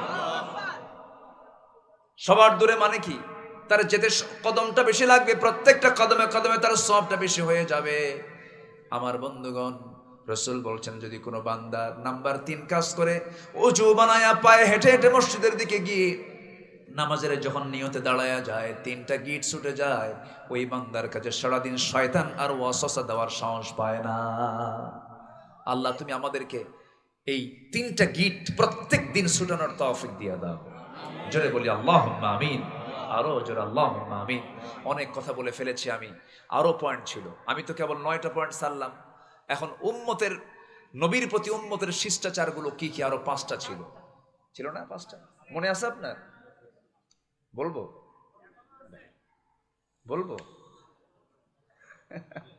সুন্দর মানুষ, আলহামদুলিল্লাহ। যাক, যতটুকু হয়েছে আমরা বলে ফেলি আলহামদুলিল্লাহ। সবাই নামাজের মতো করে বসি, আমরা আল্লাহর কাছে চাবো। জি, সঙ্গীতের আবেদন আছে। সঙ্গীত, গজল বলতে হবে? আচ্ছা, দেখা যাক। হ্যাঁ জি, ইনশাআল্লাহ। আমরা দোয়া রাগ দিয়ে, অনেকে গজল শুনতে চেয়েছেন, গজল শুনবেন আপনারা এখনো? আচ্ছা, দেখা যাক ইনশাআল্লাহ। আমরা না, এখন আর সে সময়টা নাই। আমরা একটা গজল বলি, আমরা দোয়ার দিকে যাব ইনশাআল্লাহ। তো আজকের এই মাহফিল যে শুরু হলো নাজিরপুর উচ্চ বিদ্যালয় মাঠে, এই মাহফিল প্রত্যেক বছর হোক, সবাই চান তো আপনারা ইনশাআল্লাহ? আল্লাহ তুমি মাহফিলকে কবুল করে নাও। এই মাহফিলের পেছনে যারা পৃষ্ঠপোষকতায় যারা ছিলেন, আল্লাহ তুমি সকলের খেদমতকে তুমি আল্লাহ কবুল করো। যেটা ভালো দিয়ে শুরু হয়, এই ভালোটা কি বন্ধ রাখা দরকার না চালু রাখা দরকার? মন্দ বন্ধ হবে, ভালো চালু থাকবে। জোরে বলি ইনশাআল্লাহ। আল্লাহ তুমি এই মাহফিলকে কবুল করো, কমিটিকে কবুল করো, এলাকাবাসীকে তুমি আল্লাহ কবুল করে নাও। জি, আমি ছেড়ে দেই নাকি? ছেড়ে দেব? আচ্ছা আচ্ছা। ও, এখানে কিছু বই ছিল আমারই এটা সংকলিত বই। আমাদের জীবনে চলতে গেলে দৈনন্দিন জীবনে কিছু হাদিস দরকার হয়। 500 হাদিস একটা বইয়ের মধ্যে আপনারা পাবেন। 500 হাদিস মানে খুব সংক্ষিপ্ত করে আমি নির্বাচিত সিয়াসির থেকে সামনে রেখে এই 500 হাদিস আমি সংকলন করেছি। আরেকটা হলো, যারা আদব নাই তারে কি কয়? আসতে কয়। তাহলে আদব ঠিক করার দরকার আছে না নাই? তাহলে সন্তানদের আদব, নিজের আদব, পরিবারের আদব রক্ষা করার জন্য, ঠিক করার জন্য আমার একটা বইয়ের নাম, সেটা হচ্ছে আদব, অর্থাৎ শিষ্টাচার। এই বইটা আপনারা পাবেন, মঞ্চ থেকে আপনারা সংগ্রহ করতে পারবেন ইনশাআল্লাহ। একটা এগুলো মনে হয় এখন আমি তো এই বছরে বই এর আমি দেখি নাই, এমন মনে প্রকাশনে মনে হয় আসছে 50 টাকা করে। হ্যাঁ, 50 টাকা করে আপনারা এটা সংগ্রহ করতে পারবেন ইনশাআল্লাহ। তো আসুন আমরা আল্লাহর কাছে চাবো, আল্লাহর কাছে কাঁদবো, আল্লাহ যেন আমাদের গুনাহগুলোকে মাফ করে দেন। আর গজল কি বলতে হবে? আমাদের প্রিয় বন্ধু আল্লাহর পরে মুহাম্মদ সাল্লাল্লাহু আলাইহি ওয়াসাল্লাম, দেখি একটু চেষ্টা করি রসুলকে নিয়ে একটা নাতে রসুল বলার জন্য।